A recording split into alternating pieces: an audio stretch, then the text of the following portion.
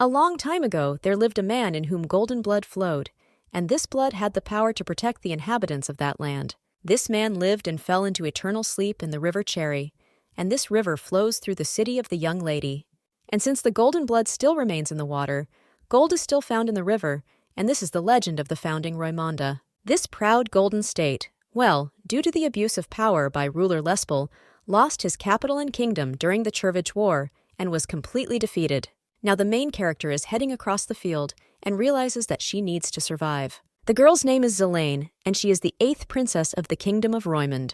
In total, Raymond's royal family had 11 heirs including her, and in order to guarantee a good future, the heirs need to survive, because even if half of them die, the rest will survive and revive the kingdom, especially those who received a royal education, and one of the sisters of the young lady who received it is called Linbasi, and she is the first princess. The second princess, whose name is Demiella, also received a royal education, and so that they could build a state on the ruins, she and her 3 brothers were sacrificed to the great goal. Now one of the knights catches up with the princess and screams for her to be careful, but suddenly he falls from his horse, and the young lady realizes that it is almost the end. However, the girl, trying to escape from all the arrows aimed at her, realizes that she still wants to live. However, then one of the arrows hits her horse, after which it falls to the ground, and the main character also falls. However, despite all her wounds, gritting her teeth, she understands that she needs to get up. With a purposeful look, she understands that she must survive. But then one of the arrows crashes into the ground in front of her, making the girl almost cry. She realizes that she grew up fending for herself for 22 years among her brothers and sisters, so she wonders how she can fall into eternal sleep like that. The girl then realizes that she needs to get up and escape. Then someone is already throwing a bag over the young lady's head, and with her last efforts, she tries to break free and realizes that she wants to live. But it turns out it's too late. But a little later, the girl already sees 2 birds in front of her and thinks how long she slept. And more precisely, how long she was unconscious, because all she remembers is how they grabbed her and threw her somewhere. But in any case, now I'm better. Looking at the iron cage, she realizes that she is breathing fresh air and that it is warm and sunny there. However, then the lady realizes that she is most likely in a dungeon, but it's strange because where such dungeons are located and what will happen if she escapes. The girl then thinks whether she is in the forest, but she has no idea how to escape from there. But she does not think that she is still the territory of her kingdom, which means it will be difficult to find her. However, then the main character realizes that she is standing on a log and thinks that she is about to fall. However, then she stands on the stick and wonders if she is still sleeping. But when the girl wants to rub her eyes, she realizes that she can't even looking at her hands. She sees that now, instead of them, there are wings. So the girl immediately thinks in shock what kind of species this is. After which, she almost faints from surprise and screams that she is now a bird. The girl then realizes that she can use her wings and tries to get free. Then she drinks a little water from the bowl and thinks how good it is. However, the girl then thinks in shock what she is doing now, and after that, she remembers that she is now a bird. Then the young lady wonders if this is a dream and then bites her wing. However, this only hurts her, and the young lady screams, realizing that this is not a dream, after which she remembers her past life and asks to return to it. However, then someone takes her by the wings, which makes the bird a little surprised and wonders what happened this time. It turns out to be a knight, and he asks what's wrong with this bird, but the girl is only surprised and wonders if it's a person. The knight just looks at the bird and asks if it hurts somewhere because it needs to be reported. The girl then believes that she is not this knight's bird because he will tell someone about her, and in this case, the young lady decides to pretend that she is about to fall into eternal sleep, after which she weakens and falls to the bottom of the cage. The knight then asks in shock what is wrong with her, and the girl realizes that this is a chance, and when he brings his hand closer to her, then the bird uses its claws and wounds the knight, after which it immediately flies away from the cage. The knight then tries to catch her, but it is too late because the bird is already soaring in the air. The main character, looking at all the beauty underneath, understands that the escape was successful, and she was able to do it. The girl then thinks how the little man tasted her claws and laughs evilly. However, the young lady realizes that although she is also a human, she then flies up to one of the branches, and he immediately sits on it. There is also a squirrel that drops its nut out of fear. However then, under the weight of the bird's body, the branch breaks, and the main character falls to the floor. The squirrel, seeing this, mocks her, and the main character then looks at her angrily and asks in her thoughts what she was staring at. The squirrel almost faints from this because he's very afraid and then immediately runs away. And the main character realizes that she is now a bird of prey, after which she wonders where her mirror is. However, at the same moment, the girl realizes that she is not wearing anything. Except for the feathers, she completely forgot about it. Now the young lady realizes that she needs to look for a body of water. However, then she sees a yellow cloth and wonders if this is the flag of the Roymond Kingdom. Well, when the girl looks at who is holding this flag, she sees that there is a knight who is not moving. And the main character then wonders if he has really fallen into eternal sleep. The girl realizes that the man with the flag must have been a soldier messenger, after which she sits on his shoulder and understands that if this was the case, he should have returned to the Allied camp. The young lady also understands that she must find out what happened to her country and body. However, when the girl already reaches into the knight's pocket and takes out a scroll from there, then he suddenly realizes that his heart is still beating, and the girl realizes that this guy is seriously injured, and if you leave him there, he will die. However, the girl understands that she will not let this happen, and since the castle was captured, the girl wonders whether it is possible to believe that Roymond's army still exists. But then she flies anyway, and realizes that it's worth trying to find them, because she always recognizes this yellow flag, because she is Princess Roymonda. Then the girl sees some kind of camp, and when she realizes that there is a yellow ensign there, she understands that the army is still there, after which she realizes that she needs to save the soldier and flies up to one of the knights. However, when the girl is still flying into him, she does not understand how she can stop. And with tears in her eyes, she flies into him and apologizes in her thoughts because she didn't do it on purpose. However, the man then grabs her by the neck. Then, with disgust, he asks what it is and whether their animal enemies use them to plunge other people into eternal sleep.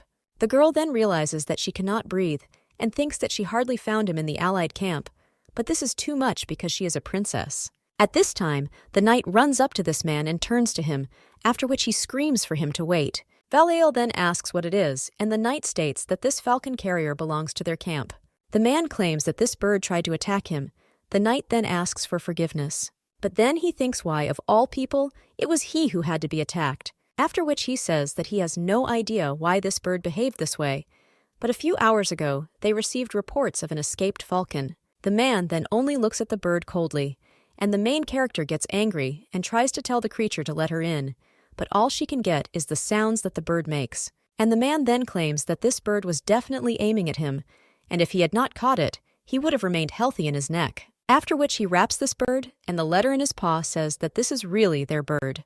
The knight, carrying this letter, is also surprised, and the brunette then takes out a scroll of paper and says that this is a confidential message. After which he turns to Sir Luke and tells him to check whether the camp near the 4th line has received messages, to which he agrees. And after that, the man still says that the knight should invite the person responsible for the bird. The main character almost loses consciousness at this time because the blood rushes to her head. The girl then thinks why she flew to a man with power. Well, then the young lady realizes that this is the commander. She understands that the Queen's army is the strongest of the 3 branches of the royal troops and is called the Rohenheim. There was an agreement that the commander of Rohenheim would lead all branches of the army in wartime. And it turns out this man is Lamars Volhale, and the reason she is still alive in this situation is because she is pretending to be sick. The man, looking at the bird in his hands, only remains silent, and then begins to touch it by the wings and says that this is suspicious. At this time, one of the knights immediately runs up to the commander-in-chief and says that he arrived as soon as he could, and then asks what happened. But he only tells the guy to look at the bird and asks if he is sure that it escaped from their camp. The knight then takes the bird in his hands and says that this is the same bird that escaped from the cage a few hours ago, and it has been squeaking since the morning, so he decided to look at what was wrong. But at that very moment, the falcon flew out of the cage. Zelane then realizes that this is the same soldier she grabbed, and the man with black hair then puts his hand on his forehead and says that they have almost no messenger birds left, and he allowed this to happen. The knight immediately cries out asking for forgiveness, and the commander then says that this falcon flew at him out of nowhere, and it seemed as if he was trying to hit him in the neck or even in the heart. But he didn't get hit because he grabbed it before Togo. But this bird is definitely dangerous. After which he asks if falcons usually behave this way, and the knight says that he is afraid not, and birds have a natural instinct to avoid everything during flight. And the commander then asks if it is possible that some enemy trained her to attack him. And the knight then screams that this is impossible, and he believes that this bird was not skillful enough because it had not yet matured properly. Zelane then rejoices and realizes that the knight has done an excellent job, and the commander then only coldly says that previously the bird flew perfectly. The knight says that she flew normally, but she has not yet learned to land, and she needs to train more to carry out important missions, so it was probably her first time flying outside the site, and it's surprising that she was able to return back at all. The commander then asks if the knight is saying that it is just an accident, and he replies that he thinks so. After which the commander says that he can be free, and the main character is happy because she understands that she was able to survive. But the next moment the commander tells the knight to leave the bird and leave, which makes the main character seem to crumble. The commander claims that this bird brought a confidential message and he needs to read it, so let the knights leave the bird. The guy then says that the birds obviously don't say hello, and the man only coldly says that she is still alive. After which the knight immediately agrees. The commander says that this is great, and then orders the bird to be tied so that it does not fly away. And a little time later, the main character is already sitting tied up and chained to the ground near the commander's tent. However, then she sees the one from the very knight who saved her. The girl then looks at him, and he realizes that she is in his debt, and the knight then only thinks why this bird is there. After which he enters the tent and turns to Sir Valhale and says that they still have not received news from the camp, and they should have arrived by now, so maybe something happened. The man says that if they encountered an enemy, then the message had to be delivered by a person, and then he does not understand why their own bird appeared to them in the end. The man claims that an untrained bird would not be able to distinguish an ally from an enemy, and the knight then claims that perhaps the messenger from the 4th detachment sent a bird in his place.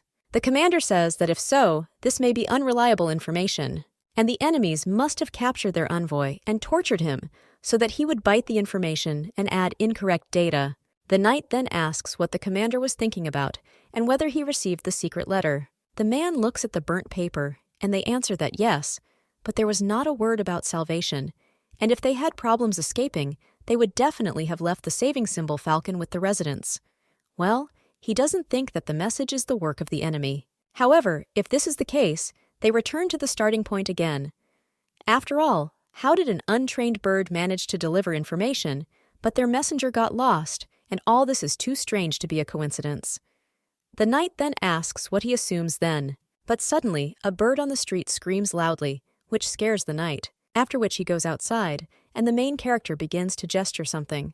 Zelen spins around and then falls, and the knight then immediately enters the tent and cries out to Sir Valhale, and the young lady then thinks if he really understood, after which she thinks that he should report that their messenger is lying in the forest.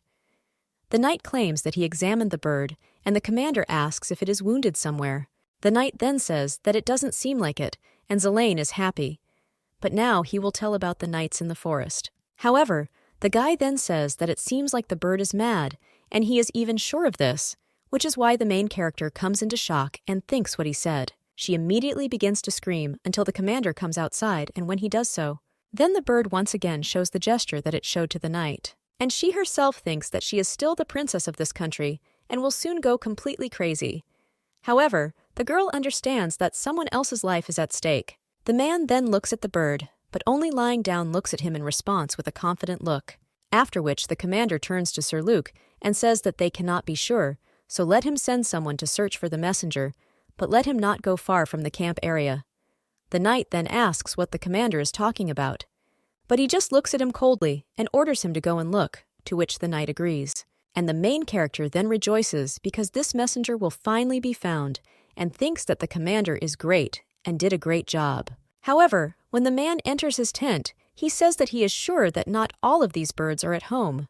Zelane then thinks in shock how he dared to call her crazy because she gave him information. But the girl then understands that she needs to calm down because it's hard to admit, but she's a bird now, but she won't benefit from her madness. The girl doesn't want to be thrown out into the wild because of suspicions of her sanity, because she doesn't even know how to hunt. Therefore, the young lady understands that she will not think about it for now. However, when she was a princess, she couldn't do what she wanted. But now, being a bird, she has the opportunity to express her emotions and just lie around. A little time later, one of the knights approaches the tent, after which he goes to the bird and asks if it is hungry.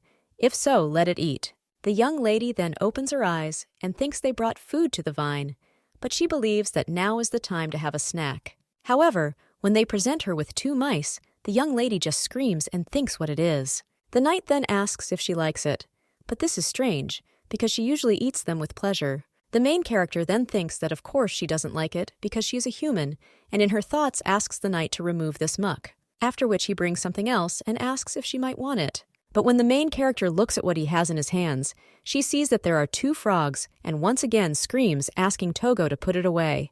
The knight then realizes in bewilderment that the falcon's children are eating frogs, after which he goes into Sir Valhale's tent. Well, he just tells the guy not to start a circus. He then asks what he is talking about because he just wanted to feed the bird. However, when the commander looks at him with disgust, he screams that he understands. And the man then says that if the bird does not want to eat on its own, then let him force feed it because it will be a hassle. But if the bird dies before they figure everything out, however, the knight asks how one can feed an animal that does not want to eat. The commander claims that refusal to eat is a sign of madness, and the main character becomes even more angry with him. The man then asks how the reconnaissance is going, and the knight says that only 2 members of the reconnaissance group have not returned. However, then someone runs into the tent and turns to the commander, after which he screams that they have found the messenger of the 4th Battalion. The knight then, in shock, asks where, and the man who ran in says that he was much closer than they thought and was wounded, and they also move them and are providing assistance in the barracks. The knight also says that they are still advancing, and if the commander had not given the order to find the messengers, they might have lost them altogether. Another knight then turns to Sir Valhale and says that they have saved another resident of Roymond. The commander then says that the reconnaissance squad has done a good job and let them go and rest, after which he turns to Sir Luke and tells him to bring the tied bird to him. When the main character is already near this man, she understands that she needs to look like a cute little bird, but she is tormented by doubts about the reasons why he ordered her to be brought there. And after all, the girl can only think about violence against animals. However, she doesn't understand why she became a bird, and we don't know why she doesn't know what happened to her body. And she still doesn't remember her descent into eternal sleep. The girl then, with eyes full of determination, understands that they need to find out that since she is in the Allied zone, they must know what happened, and perhaps the information is in secret documents, and there they can look at the situation with Roymond, as well as the fate of her brothers. However, the girl, lying on the ground, does not understand how she can find out. But then someone tells the commander that his lunch has arrived, and the main character understands that this is human food. After which he begins to squeak to the men, and then says that he thought the bird was not hungry, but now everything is clearly different. So he brings the young lady a plate of mice and toads and tells her to eat. However, Zelaine only throws this plate away with all his might. But then the girl notices the commander's cold gaze on her and gets very scared. She remembers how she was a little smaller, and when she did something wrong, they beat her. Therefore, even now the young lady understands that she will most likely be removed, and then closes her eyes a little. However, the commander is only the eldest if the bird does not eat it. Then what? It is the girl who then points it as food, or thinks in her mind that she wants that thing. And the man then says that most likely she does not understand what he is talking about, and the young lady only points more aggressively at his food, after which the commander orders to call the person in charge of the bird. The main character understands that before she is locked in a cage, she needs to get acquainted with the information to find out what happened to the kingdom. The man then unties the bird and asks what it is looking for and whether it is looking at food. The main character, as soon as she is untied, immediately runs to the table and realizes that now is the time, and the man understands that everything is as he thought. After which he takes the bread in his hands and crumbles a little to the bird, and it begins to eat. Well, then the girl begins to rummage through the papers and wonders where the secret information is. However, the man only holds a roll of paper in his hands and asks if the bird is looking for it. Zelaine then realizes that this is exactly what she needs, after which she jumps on the commander and in her thoughts tells him to give it back. However, the man only hides that scroll and claims that he was wondering what she was looking for. The main character then gets angry and realizes that she brought him this package, and this is how he repaid them for their kindness. However, the commander then only takes a piece of meat and throws it to the bird. The young lady, looking at the chicken, wonders whether he has decided that he will pay off her anger with food and swears that she will not eat a crumb. However, a little later she is already eating this piece of meat with all her might and thinks that it is too tasty. The commander just tells her to eat slowly and says whatever it is that is so obsessed. The main character then thinks what it means to be possessed, and she's just embarrassed that she has to eat this way in front of a stranger. But now she is a bird, not a princess, and the girl wonders if she has become obsessed with him after she ate just a little bit. The young lady thinks how offended she is, and the man then just pats her on the head and says that a frantic attempt to get to confidential information is not what should be inherent in her, and if the bird has already delivered the letter, then let it forget about it. The main character then thinks that he is now talking about the nature of birds and believes that there are so many crazy people in the world, but she even sympathizes with the people who are forced to serve him, and her second sister, who is engaged to him. The commander now says that the more she is fixated on confidential information, the more useless it is as they are driven. But after that, the girl just screams, after which she thinks that this is not an obsession and draws something on the table, but the man only asks what it is. Then the young lady thinks how ashamed she is, and if only she had teeth, she would have bitten him to death. At this time, a knight with blonde hair says that he has brought a soldier, and when he enters the tent, he asks if the commander called him. The man turns to him and asks how long this bird needs to be trained before it becomes useful. Knight claims that this usually takes from 15 days to a month, but it all depends on the specific bird. The commander then says that it's clear that at least the birds haven't finished eating them, but let him take her and start training her. After all, now he doesn't think that this bird is normal. Then, a little puzzled, she asks if the commander gave the poultry fried meat, and he asks if it was possible. King Rai then says that it is possible, but usually they prefer raw meat, and the very fact that Falcon eats fried meat is amazing.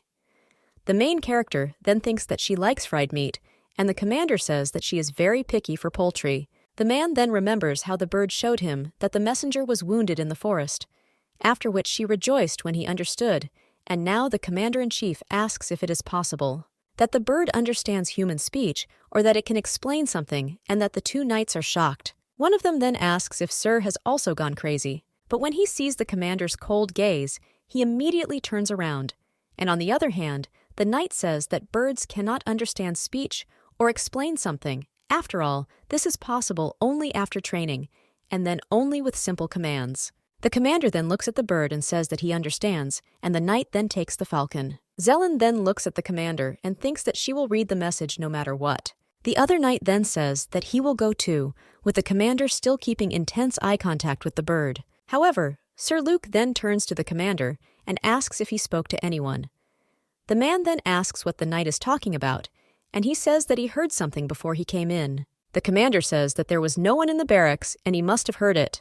However, the knight then claims that he definitely heard something like the fact that the messenger is useless if he wants to get confidential information. The man then remembers how he talked to the bird, but claims that he was talking to himself. And the knight, when he leaves the tent, thinks that maybe the commander is really tired, and a man, when he is alone, just sighs. After which he leans on his hand and realizes that he was chatting with the bird. And he also thinks that he was really overwhelmed with too many things to do, but he understands that fatigue is just an excuse, after which he sweeps away the crumbs. But he remembers the bird's furious look and understands that it strangely worries him. The next day, the knights are training, and one of them says that they heard that they had found messengers, and another asks if they will have to change their position and the location of the royal family again. The main character is training at this time, and the knight says that she is doing well, after which he orders the bird to bring a stick that is nearby. The main character then thinks with a piece of meat in her mouth how many there were, and she told him that she understood speech. The knight then just smiles and tells the bird that it's good and let her eat it and cheer up. And the main character thinks that at least Sir Valhale, or whatever his name was, seemed to understand her, and the girl even misses him. The young lady realizes that with the information she collected there over the course of 4 days, she found out that even during Ground's persecution, the Ronamies were still looking for something. And maybe this is something for the royal Raymond family, but someone has to be alive, because Rowenheim would never have continued to fight in such a grueling battle if not for this. Because one of the royals of Rowenheim is looking for something, and the girl hopes that she will find out what exactly they are looking for. A short time later, the commander is already approaching the bird, and the main character is a little surprised, and he just puts his hand on her cheek and says that the bird is dirty. The main character is then in shock, wondering if this is all he will say after he hasn't seen her for 5 days, or if she also wants to wash herself. The knight then says that he will wash the bird for her. They were busy moving, so he did not have time to put the bird in order. After which the commander orders the bird to be washed right now, and the main character wonders if it is really that dirty. The commander then claims that most of the messenger birds that they released never returned, and now only one remains. The knight then asks if the commander means the 5 that Lopech sent, and the man replies that yes, only one of the 5 returned, and that one was wounded, so most likely she is now somewhere in the barracks. The main character is then surprised, and understands that the Lopech were noble in the army faction, so it means that not only Rohenheim remained. During the war, the leader of Rohenheim became commander-in-chief, and Lopech's army most likely obeys the orders of Valhall. The knight then says that the birds can bathe themselves, and he will leave the bath here, and the commander says that he needs to save the returning bird, so let him go, to which he agrees. The main character then thinks that the strong birds have not returned, and the commander compliments her thoughts and says that it means Grauna was poisoned somewhere along the way, and if it weren't for this bird, they would have had a hard time. The main character then thinks that despite the fact that the man speaks with the same tone and facial expression as usual, he says that she was helpful. A short time later, Luke enters the tent and reports this to Sir. However, then he sees that very bird and asks what it is doing there, and the main character then considers that she was useful. The man claims that he is going to send the bird to Lopech, and after that the knight, together with the main character, think about why he decided to do this. The knight then says that the bird most likely has not completed its training yet, and the man says that he was told the same thing, and he heard that she was only taught to fly from one flag to another. But in this case, she asks for a return, does not mean that it is too early to send her somewhere, and why the commander came to such a decision. The man claims that Grauna is on the way to Lopech's position, and sending a messenger there now is risky, and since he cannot sacrifice human life, he will have to send the bird. The knight says that he understands, and then asks what message the commander wants to deliver. And the man then says that there is something, and the main character understands that it is so secret that he didn't even tell Sir Luke what it was about. Hey, the girl thinks, is it really that important? After which she thinks that, if so, it is possible that she will be able to find out the fate of her relatives. I, the girl, must successfully complete the mission and deliver the letter to Lopech.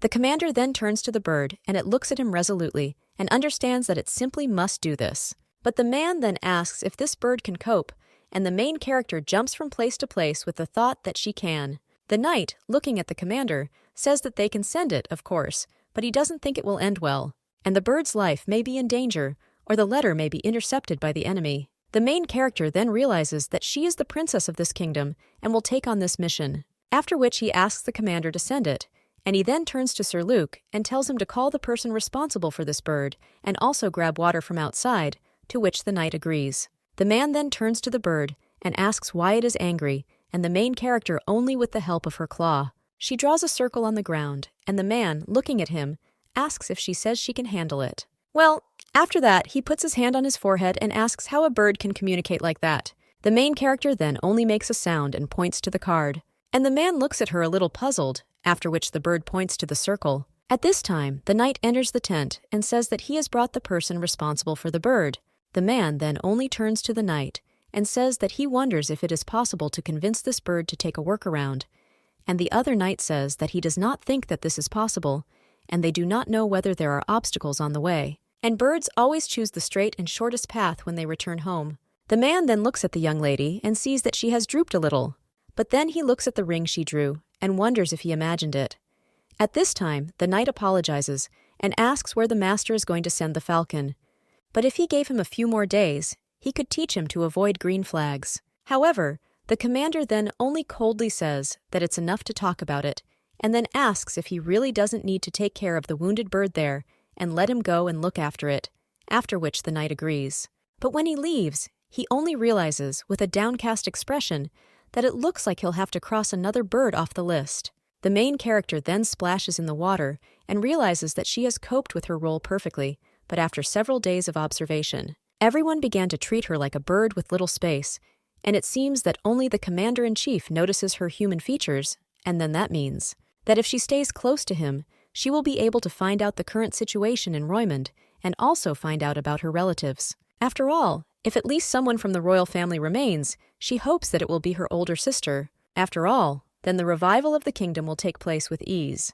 The young lady's elder sister is the only royal to receive the favor of the queen, king, and other nobles. She will become the rightful heir to the throne once the war is over, and the colors on the flag reflect the central and eastern and western regions of Roymond, and also symbolize the three military forces defending the territories. These powers are Rohanaim, Lopeche, and Ryumu, and they are all under the control of one name.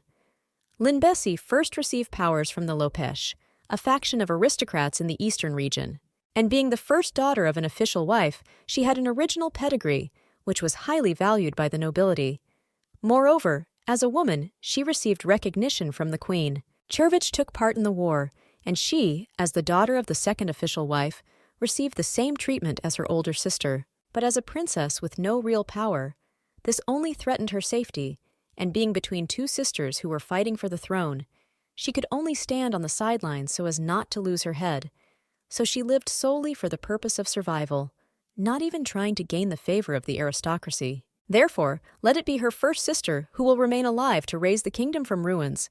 But for the sake of Roymond, she needs to find at least some information about her sister. When the knight announces that he will go, the main character realizes that this is her chance. After which she flies into the air and realizes that she must help the kingdom and will do everything, so the commander will only send her to eat.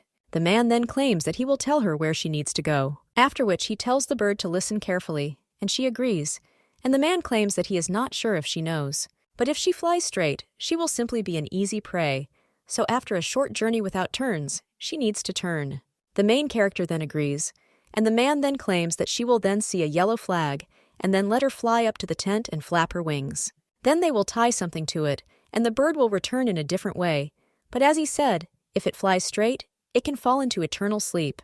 Zelaine then realizes that this is a very dangerous operation, but for the first time, she can do something for the sake of the country. However, the commander then leans a little closer to her and asks if she understood exactly. This makes the young lady go crazy and wonders why he came so close. However, the man then unties the rope of his leg and tells the bird to come back alive. The young lady, looking at him, is a little surprised and realizes that she had never heard these words when she was a human, and she needs to come back alive at all costs. The commander now tells the bird to fly, and the main character only agrees, after which she understands that the place she is heading to is the Lopesh camp. She had never been near their territory before, but now she wants to get there more than anything else. The commander then turns around, but then clenches his fists, and in his thoughts asks the bird to deliver a message. And even though she is just a bird, he also asks her to return alive. The main character now understands that her first sister, who actively supports the aristocratic faction, married a man from an influential family. The second sister, being part of the queen's faction, became engaged in Rohenheim. Therefore, the main character avoided Lopesh, where there were supporters of the faction of aristocrats, and Rohenheim, who were supporters of the queen. Among the three children of the first queen, the first and second sister came from the same womb, and they were on one side while Zelaine was on the other. The girl understands that she was not only on the other side from her older sisters, but also from the children of the second queen, as well as from the children of the last empress. The young lady had no choice, except for hiding from your brothers and sisters, trying not to be seen. The children of the second queen bet only on the nationalist faction of Ryuma, and they did not leave the rights of either the first or the second left, but only followed the king and supported the royal family. If the young lady's senior family had not made a deal with Viceroy Lespelope I, then Ryuma would have supported the fourth brother, who was among the governor's favorites. And the main character always held her breath and listened to the conversations that reached her while she was sitting on the floor of the palace. For example, about how most of the children born from the governor's mistress died, but more often about the affairs of their sisters. And despite the fact that she owes her survival to her older sister, it is worth thanking the fact that her mother's family did not have enough influence, and that is why the first sister did not see her as a threat. And most likely it was great luck. Now the main character understands that her wings are starting to get tired. But thinking about this, she remembered Sir Luke's family, because it definitely belongs to the Rohanaim camp. However, suddenly the main character notices something flying at her and then realizes that it is an arrow. The girl understands that she can avoid them, but her wings still hurt, and she wonders whether it's worth flying higher, but then you won't hit her at the moment when she begins to prepare to rise higher. After which the young lady sees the trees and realizes that she should go there. Zelaine also realizes that she needs to survive and return alive, after which she flies through the trees, and a little while later, sitting on one of the branches, she realizes that she has come off. The girl's intuition always worked when she was in the palace, and this intuition that kept her for 22 years did not disappear after her rebirth into a bird. But she could foresee danger, but could not avoid it, so as soon as a person like Sir Valhale appeared on the horizon, she ran and hid as if her life depended on him. And the main character now understands that for the first time as a bird, she escaped danger, after which the main character takes off and heads to the stream. The girl realizes that she feels alive again, but she didn't even fly close to Gron's location, so she doesn't understand why she was attacked. But there is no point in doubting that she is one of her own, since the enemy does not use birds as donuts, but they attacked her from the territory that is still under the control of Rowenheim. The young lady then notices that they are fooling the wind, and thinks that it is good that the people of Gron are so close to the borders, and most likely this is the reason why Sir Valhale sent her, so they need to hurry. When the main character flies near a residential area, she sees that the knights are burning this village. Zelen realizes that the inhabitants of the central and eastern regions are occupied by Gron's people and are devastated. Due to the brutality of the Gron, the military takes little and removes obstacles in favor of speed of movement. After defeating the Roiman kingdom, they retreated and continued their conquest of neighboring territories. And this is a blind victory, just for the sake of killing the flag into the ground. The main character then thinks if this is the country that lost the eastern region and handed over the palace to these people. And is this really her homeland, the kingdom of Roimond? The girl understands that it is necessary to expel Gron from these lands, after which she turns to Sir Valhale and tells him to just watch how well she understood his instructions. The main character then flies around the enemy camp 4 days later. She is already returning to the commander, and he says that the bird has indeed returned. The main character, only dirty and exhausted, understands that she did it, and the man then looks under her wing and then takes out a note. The girl then thinks that he should untie it as quickly as possible and tell him what is there. Well, when the commander does this, he grabs the bird, and it does not understand why he did this. When a man wants to push her into a cage, the bird screams, and in her thoughts, she thinks that this creature will let her in, because she also wants to read. Zelaine then screams for him to open the door, but when the commander just leaves, she feels left out and understands that she should have opened it herself before arriving. The knight at this time turns to Sir Valhale and asks if this crazy bird has returned. The man then claims that a response has come from Lepesh and they need to get together.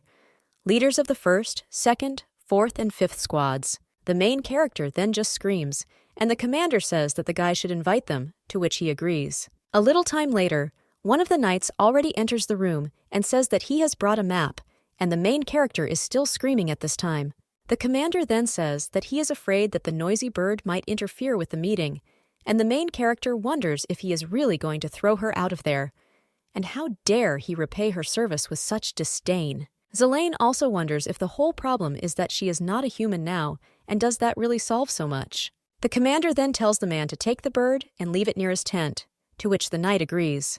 And when the young lady is carried away, she still maintains eye contact with Sir Valhale. A short time later, the young lady already finds herself on the street, and when the commanders enter their tent, one of them turns to the bird and asks if it was put outside, after which he says that it was probably because she made a fuss. The main character of this only gets angrier and screams at the knight.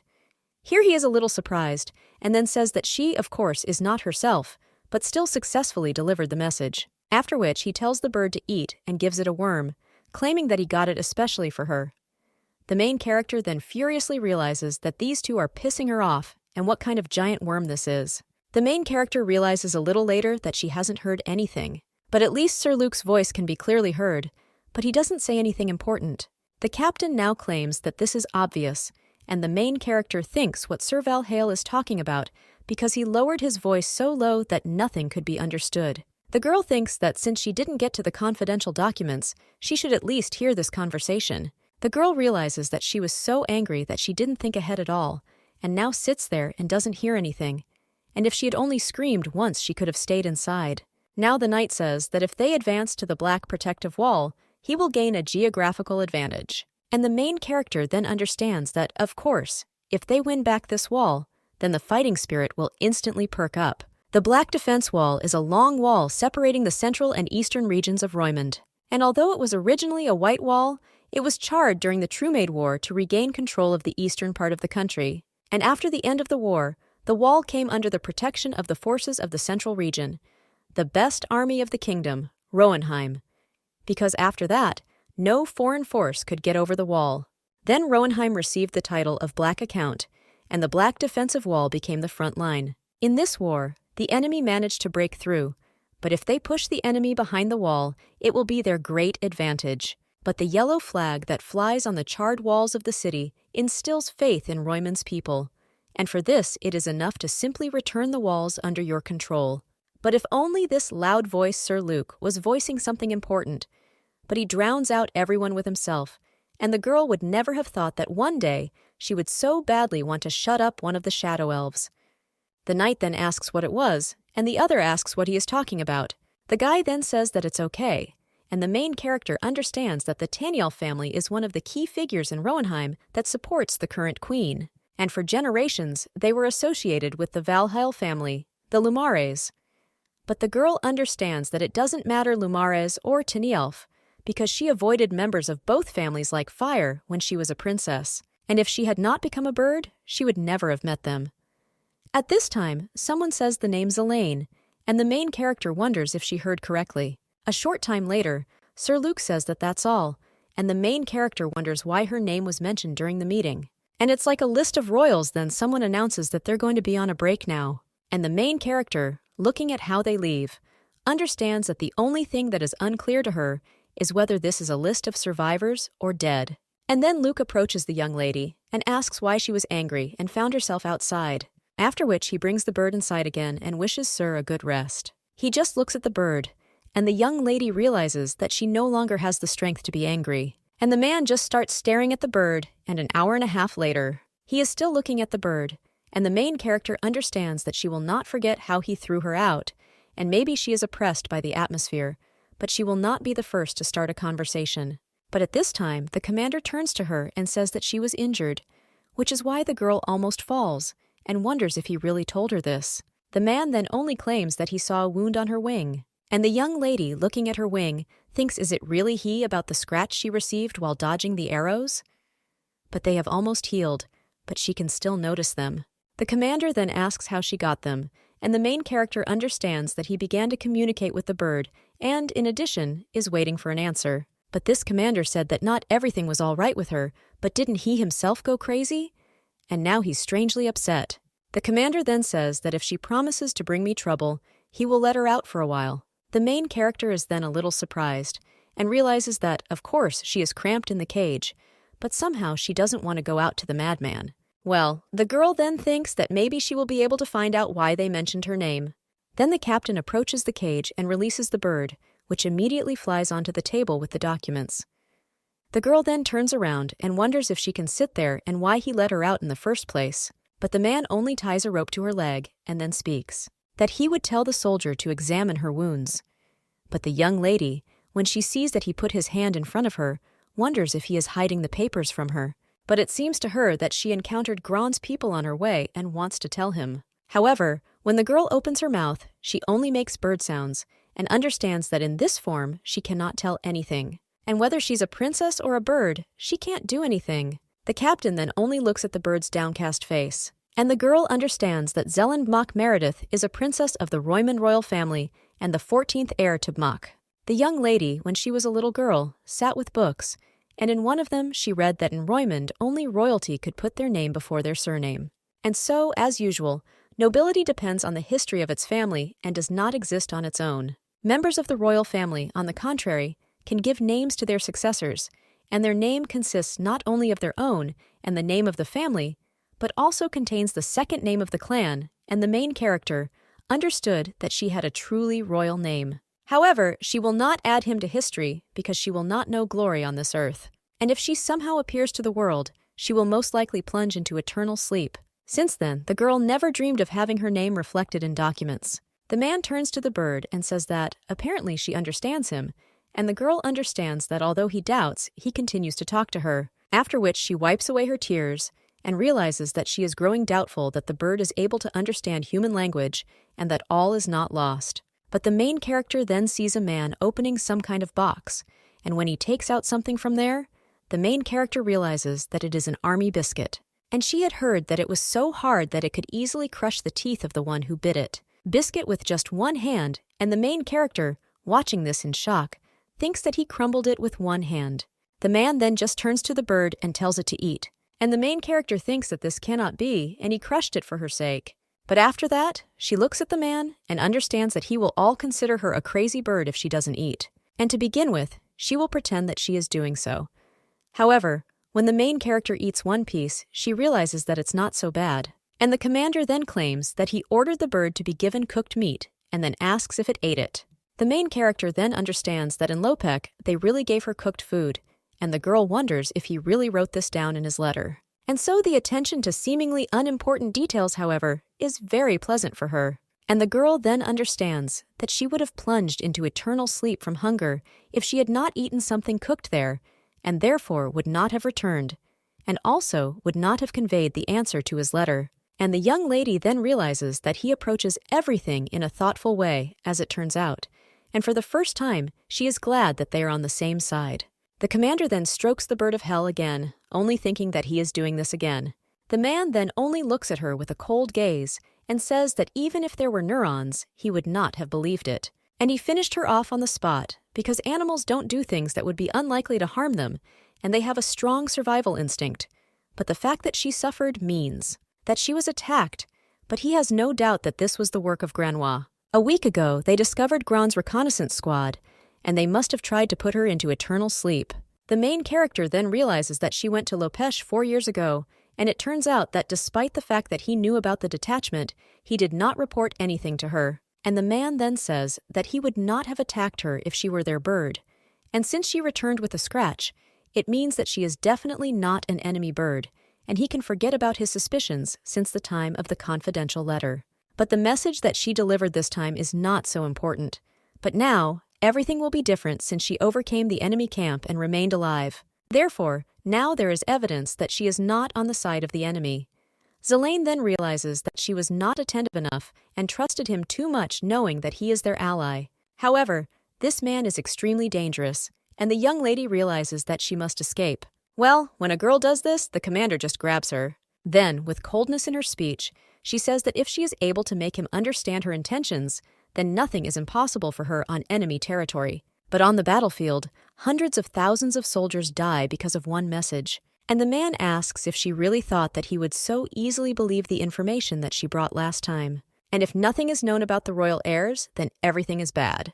But then the man still decides to calm down and puts the bird back, after which he turns around and thinks why he got wound up, neither with that nor with anything. He also says that the bird seems to actually understand what is being said to it, after which he again extends his hand to Zelen, and she gets a little scared, but the man just takes it, and she puts her in a cage and then claims that at today's meeting they agreed on her next mission.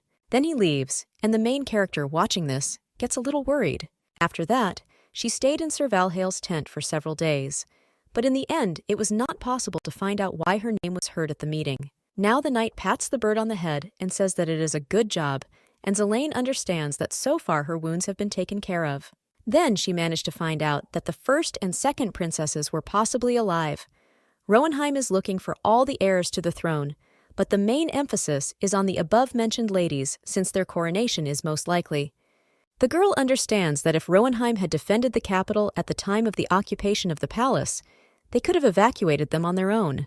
But the role of protector went to Lopesh, and all contact with the princess was severed as soon as she fled with the defenders from the palace. And the girl then thinks that they were not captured, just like her. But 2 armies are already looking for them. But then the main character remembers the commander and thinks why she remembers this harmful face. But if Manhwa had caught Lin Bessie, he would have carried out a public execution of such a strong and political opponent. And if Damiella had died while trying to escape, then Valhilla, who is her fiancé, would not even have known. If she had been alive, she would certainly have found a way to report it. And yet the young lady wants to believe that they are alive. After all, this is the only way she can see Roymond's bright future. One evening the commander, as always, sits by candlelight and thinks about something. The main character understands that Sister Damiella is the bride of Sir Valhale, and I wonder what the man feels not knowing whether she is alive or has already plunged into eternal sleep, anxiety, sadness. Or, like her, nothing. The girl realizes that her older sister Lin Bessie, married the eldest son of Commander Lopesh, and in the only way she overtook Demiella in the marriage race. By associating her younger sister with Ronam, she announced that she wished to gain the trust of the queen's faction, and he knows only one suitable candidate who meets all the engagement requirements.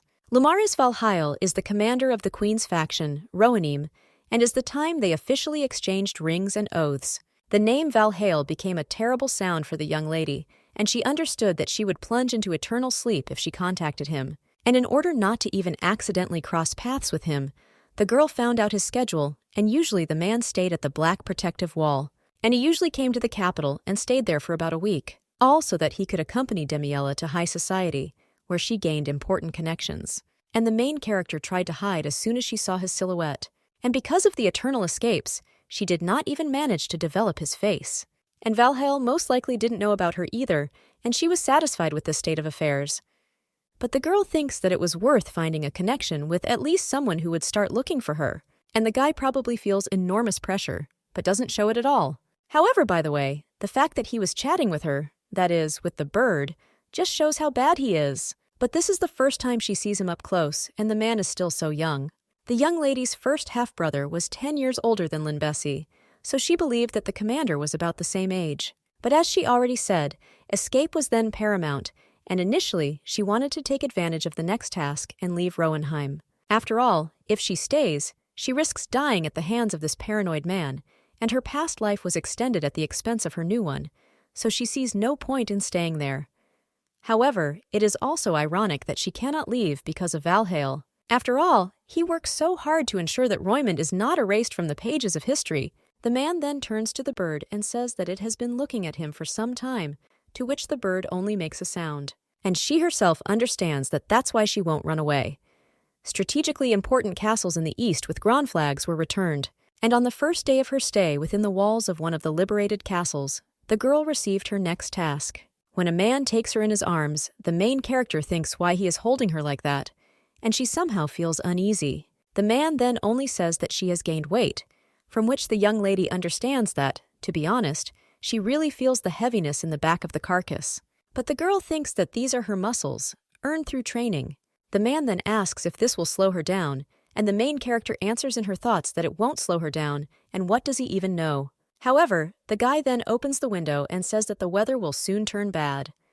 Zelane understands that, yes, the time must have come. Indeed, in harvest years, a typhoon always descends on the central region in the fall and will soon arrive immediately. After which the commander tells the young lady where she should fly, and she listens carefully. And the commander then says that although it would be better if he went himself, and the girl wonders if he really thinks that this is allowed to the commander-in-chief. Or he also wants to be reborn into a bird just like her. The man then wraps a scroll around the bird's leg and tells her to return safe and sound. And the main character understands that she will show the results of her diet and workouts. After which she flies away, but then she thinks that maybe it's still worth running away because she already feels freedom. But the good side of the young lady understands that even if she flies away, she has nowhere to go, and where it is better to hear about the situation in the kingdom while in the Roenheim camp. Therefore, you need to quickly deliver the secret message and return before the meeting begins. The man then thinks that even if birds are not able to understand human speech, this is not important. After all, he hopes that the success in the case of Lopeche was not accidental. In the letter, he wrote that they needed a profession to gather the remaining troops scattered throughout the east, and after the gathering, let them immediately go there. The man understands that if the letter does not reach the addressee, then they will not have a numerical advantage over Grand's army.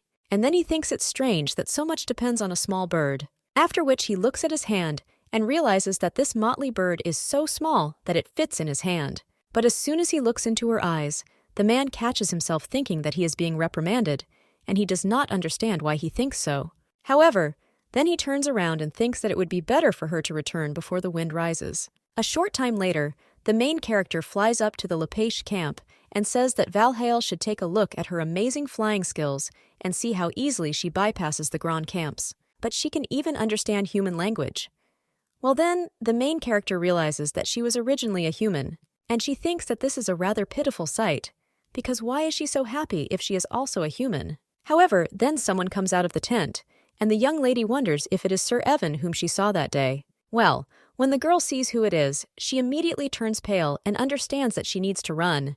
When the bird rises a little higher, the man only tells it to fly towards him. And the main character then realizes that she is now a bird, and the man says that she is great. The girl understands that the leader of Lopesh and the husband of the first Princess Linbesi is her son-in-law, and his name is Caburn.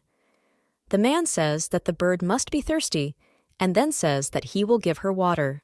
And the girl understands that if the plans of the first princess included her immersion in eternal sleep, then she probably discussed them with him. But he behaves kind-heartedly, but in her eyes, this man is an enemy. The man now tells her to drink and rest, and the main character sees how exhausted he is, or understands that the man doesn't even know if his wife is alive, and he has no reason to show hostility towards her, so there's no point in being afraid of him. The man now puts his hand on his forehead and says that he has not heard anything about them, but then asks where they are. The main character understands that not only Sir Catsburn, but everyone in Lopesh is probably in search of the first princess, and it must have been very difficult for them to lose everything while their army was protecting their heirs, and the girl could not have thought that one day she would see her son-in-law in such a state. Well, she thinks that there is a benefit from her transformation, because no one will hide in front of a bird what they usually hide from others. A little time later, the young lady is about to leave, and they realize that they say there will be a storm soon, so she needs to hurry up, after which the girl begins her flight. She realizes that she doesn't know much about typhoons and this weather anomaly, which usually runs diagonally and starts from the central region. The last such time it was dangerous to go into the palace garden because of a strong thunderstorm, and taking advantage of the turmoil, then, under the guise of an accident, the illegitimate son of the governor was plunged into a crippled sleep. And after the end of the storm, all the heirs had to help eliminate the consequences. But only two were allowed to participate in this indirectly, and these were Linbesi and Damiel. They didn't experience the effects of the storm, so it's hard to say that they actually survived it, and the main character doubts that they know what threat the storm poses. Now, when the young lady comes back, she hears something making a very loud sound and wonders what it is. But it's getting louder and louder, so the girl understands that she needs to hurry, but her body becomes heavier and seems to be covered with moisture, and this is very strange. However, the girl understands that it is too dangerous to fly this way, but she understands that even if she spends more time on the flight, that territory should be avoided, so she does not understand what to do, and maybe she will be able to slip through. However, then the rain just begins to intensify, and the girl realizes that she needs to return to the camp as soon as possible, and believe that she should not have left the Lopesh camp at all. And we had to quickly fly to shelter as soon as we heard suspicious sounds. Now the girl understands that she is located above a completely flat area without a single tree or bush, and there is no hiding from the typhoon. However, then one of the stones flies towards the young lady, and she realizes that she will most likely fall into eternal sleep if she remains in place. But the girl then thinks whether all the people were evacuated, because on the eve of the typhoons, she was responsible for the evacuation of people from the central region and the distribution of food. It was dirty work, for which no one would praise if she succeeded, but severely reprimand her if she failed, and this was her duty in peacetime. It did not bring political influence points, but even so the young lady liked it. She also smiled, looking at the happy faces of the residents. The girl heard that after the harvest, a war would begin, and they said that the Rohines would be sent to the front, while Lopeche and Rioma would remain in the rear. And if not for this, then at that moment, Roenheim would be engaged in delivering grain to the barns of the eastern and central region. Huge harvests from the central region fed the population of the entire Roymond. And if Roenheim does not distribute grain, it will be destroyed by a typhoon. As a result of this attitude, the kingdom will experience famine for at least 2 years, since the tornado will not leave behind any food supplies. The girl then understood that the typhoon originated in the north of the central region and ended at the borders with the east, and that meant the grain needed to be redirected to the west. But she could not voice her proposal to the first princess, because if she came out of the shadows, she might inadvertently cross her path and not wake up one morning. The girl understood that the war had really begun, and a typhoon had descended on these lands. But now she is just a bird, and she does not understand who will be responsible for the evacuation this year, and whether people will be able to leave the safe territory as well as get to a safe place. But suddenly, the wind becomes stronger, and another stone flies into the young lady's head, after which she begins to lose consciousness. And when it flies down, he wonders if this is the end. However, a little later she feels someone talking, and then the girl wonders what it is. But when she opens her eyes, she only sees a sword stopping in front of her. However, at the same moment, someone knocks this sword out of the attacker's hands, and the main character realizes that most likely there is a battle going on there. Well, the girl understands that she needs to escape before she is caught and return to the Rohini camp to deliver confidential information. But at the same moment, someone else grabs the young lady. But when the girl sees the tattoo under her eye, she realizes that this man is from Ground. But when he already points the sword at the young lady of the cake, he realizes that he cannot die there. Well, at that very moment an arrow flies at this man, and he lets go of the bird. The girl then sees that it is Royman's army, and realizes that Valhall must be there, after which she realizes that she must deliver the letter no matter what. After which the girl sees one of the flags, and understands that, judging by the direction of the arrows, she needs to go there. After which she sees Valhall pulling the string of his bow.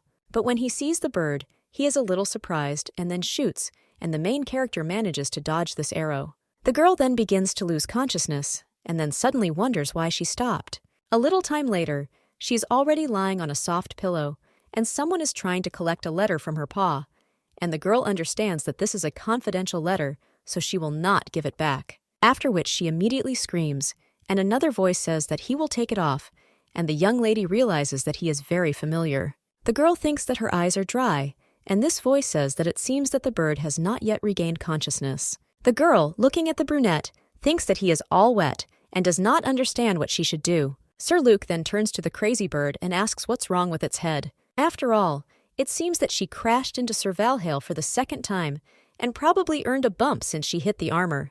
The young lady then remembers this moment and realizes that the man was Valhall.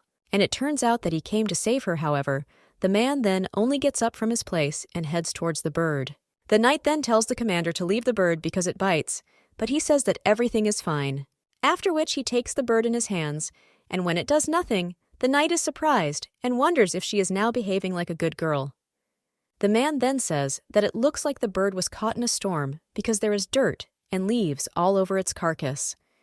The main character, watching how the man unwinds her paw, understands that she seems to be wounded, but then she thinks where the letter went, and the knight then only sighs and says that thanks to this, they did not understand that this bird was a messenger, and they were lucky, even though they attacked the reconnaissance group not for the sake of the bird. But he is glad that they managed to save the falcons with a secret message for them, and the main character then thinks, did they really save the letter? And the man just says that it's lucky that they arrived before they roasted the bird, and the girl is then in shock, wondering if he wants to say that she could have been chopped up for roast. The commander then says that the Grauna would not have stood by if they learned about Ryoma's regrouping, and the knight then says that he will try not to gossip about it again. The main character understands that Ryoma is the army of the king's faction, and the Eastern Army may have taken the greatest blow since the conquest began with them. During the war, the Black Protective Wall, which Manhwa also surrendered instead of Roenheim, was guarded by Ryoma. And the girl then understands that the confidential letter from Lepesh probably concerned Ryomu, but she thought that the war destroyed their army, but she believes that this was not so. Manhwa's strategy is to win and weld the enemy's castle. With instant speed, as soon as they plant a flag in a new place, their army begins to move on, and in such conditions, there is no time even to finish off the fallen soldiers. Consequently, after the defeat, the surviving Ryoma soldiers hid in the forests and spread out throughout the eastern territory. But then the male knight overdrives one of the chips and says that the Manhwa line remains unchanged, and they are aware of the strategic importance of the Black Protective Wall. But in any case, a battle cannot be avoided. The commander, holding a bird in his hands, says that before this. However, then he only looks at how the main character seems to sparkle, which is why she gets a little scared and almost sweats, after which she starts fidgeting, and a man with black hair turns to Sir Luke and tells him to convey the order to the Black Elite Squad. Hide traces of movement along 5 paths because they should take advantage of the rainy weather, and the knight says that he understands and then sets off, leaving the commander alone with the bird, and the main character thinks that it looks like Roenheim is trying to gather Ryoma, battered by battles, in order to regain the Black Protective Wall. Now the man is still sitting behind the papers, and the main character is having a meal at this time. She remembers how the man told her that he did not know what she was trying to hear there, but there was nothing in the letter that could be interesting to the bird. After which he treated her wound and said that it would hurt a little, but let her be patient. And now, nervously chewing her food, the girl thinks that Velheil was the first to perceive her as a spy bird, so don't let him think that he'll get off with just one dinner for this. But then she looks at the man and realizes that today he has a pile of documents on his desk again. But she thought that the commander-in-chief was engaged in training troops, waging war, and giving orders. But however, Sir Luke and the other main knights are also all at work. But the young lady wonders if he really does all the paperwork on his own because he doubts his subordinates. And besides, after the meeting, he completes work with documents on the same day, and this means that the man sits on his papers late in the evening until early in the morning, and the young lady seems that this has nothing to do with military affairs. And even though the position of commander-in-chief is very tempting, it is clear how exhausted he is from it, and his entire reward is a short rest before dawn. Therefore, as the young lady already said, this is poorly connected with military affairs. But then she wonders what he's up to and wonders if she should check. After which the bird flies up to his desk, but the man at the same moment hides the documents. And the main character, seeing this, immediately gets angry and thinks what a greedy bastard he is. But he just folds the documents and asks if she wants to say something. The main character then starts jumping on the table, and the man says that it's a confidential letter. This time was very important, and she didn't need to know any of its contents. The young lady then thinks, what kind of childishness is this, and is he really looking for a fight? After which she immediately flies up to the man and thinks that she is going to peck his eyes out. However, he only claims that the bird did an excellent job, which makes it lose its balance because it is very surprised. The man adds that this time she made an invaluable contribution, and thanks to the fact that they were able to contact Lopesh, they were able to reduce human losses. The main character then calms down a little, and the man claims that the commander must collect all the information about military operations after the end of the war, and he will include in the report a record of her merits. The main character then wonders whether he is going to write about her in government documents, and the girl then suddenly remembers her sisters, but thinks that she is not going to leave traces of her existence, and she will not receive recognition on this earth. But she made promise after promise, but the thought that the girl would appear on the pages of history for the first time, even if it's not under the princess's name, she's very happy, so now the main character is almost crying. At this time, the man hears something creeping, and when he looks outside, he realizes that it has started to rain. But after he gets up, he hears the bird making sad sounds and thinks that she is crying again. The next day, the weather is already becoming good, and the knight enters the captain's room and then claims that he is with a report. He also says that information has emerged that the body of the third princess has been found. The main character then thinks that she has really fallen into eternal sleep, and the commander then says that there is another one, and the girl wonders if more people have fallen into eternal sleep. Valheil then asks where the body is, but the knight hesitates a little and then says that it is hanging on the black protective wall. The main character is then a little surprised by this, but she herself thinks that this wall is still occupied by Granois, and even if they know the location of the body, there is no way to get it. And the young lady then wonders if the body of the princess's brother was found next to her. When leaving the palace, they fled in the same direction as their mother, the king's second wife, and they would have survived together if they had been able to escape successfully, or they all fell into eternal sleep together if they were caught. But the fact that the body of the fourth prince was not found could mean that he is still alive. He was the adored son of Viceroy Lespel I, as well as the heir to the royal family supported by the allied families of Ryumu, and these connections can help rebuild the eastern region if he survives and unites with Lin Bessie. Well, the young lady is worried about only one thing, and this is that the relationship between the third princess and the fourth prince was not ideal. When the night comes out, the commander just puts his hand on his forehead and realizes that this is already the fifth obituary for the heirs of the royal family. And the king, after leading his children out of the castle, committed suicide along with his fourth wife in the royal palace and left other family members behind. Consequently, there were 4 spouses and 6 heirs left, and if the prominent ones were able to escape together, they would be able to return to their families without long journeys. Well, now the man is clutching this message, and the main character is thinking that I wonder if someone could have deliberately not conveyed the fact that he survived. However, they have no reason to hide this from Rohanim, and she is sure that they are being cautious and just haven't made themselves known yet, because as long as hope glimmers and news comes from the heirs of the royal family, Rohanheim will protect them at all costs. The man then says that at least one, and then repeats it again and says that he is sure that at least one heir survived. But then he looks at the bird, which makes it flinch. Then she claims that tomorrow she will have to fly to Lopesh again, and the bird just nods. The man then believes that he is seriously communicating with the bird, and then claims that by the time she returns, this place may no longer exist. And the young lady then thinks in shock what he is talking about, and the man claims that after she flies away, a battle with Granwa will unfold there. And if she catches her, then she will need to turn to Lopesh and wait there, to which the bird agrees. And the man then hands her a piece of meat and says that, however, if everything goes smoothly, then the road back will take less time than the road there. The bird then looks at the man and realizes that she has that feeling again. Well, she thinks, why is this so? The man feels some discomfort at this time, and he wonders if he really feels so uncomfortable from an ordinary bird. The main character then grabs a piece of meat and eats it. The captain is then silent for a while, and then thinks that, first of all, this bird cannot be left alone in the tents during the battle. Well, then he grins and thinks that he has the right to let her out of the cage. However, at the same moment the man realizes what he just said, and then puts his hand on his forehead and thinks about what he is thinking about. Then he leaves the room, and the main character wonders what's wrong with him.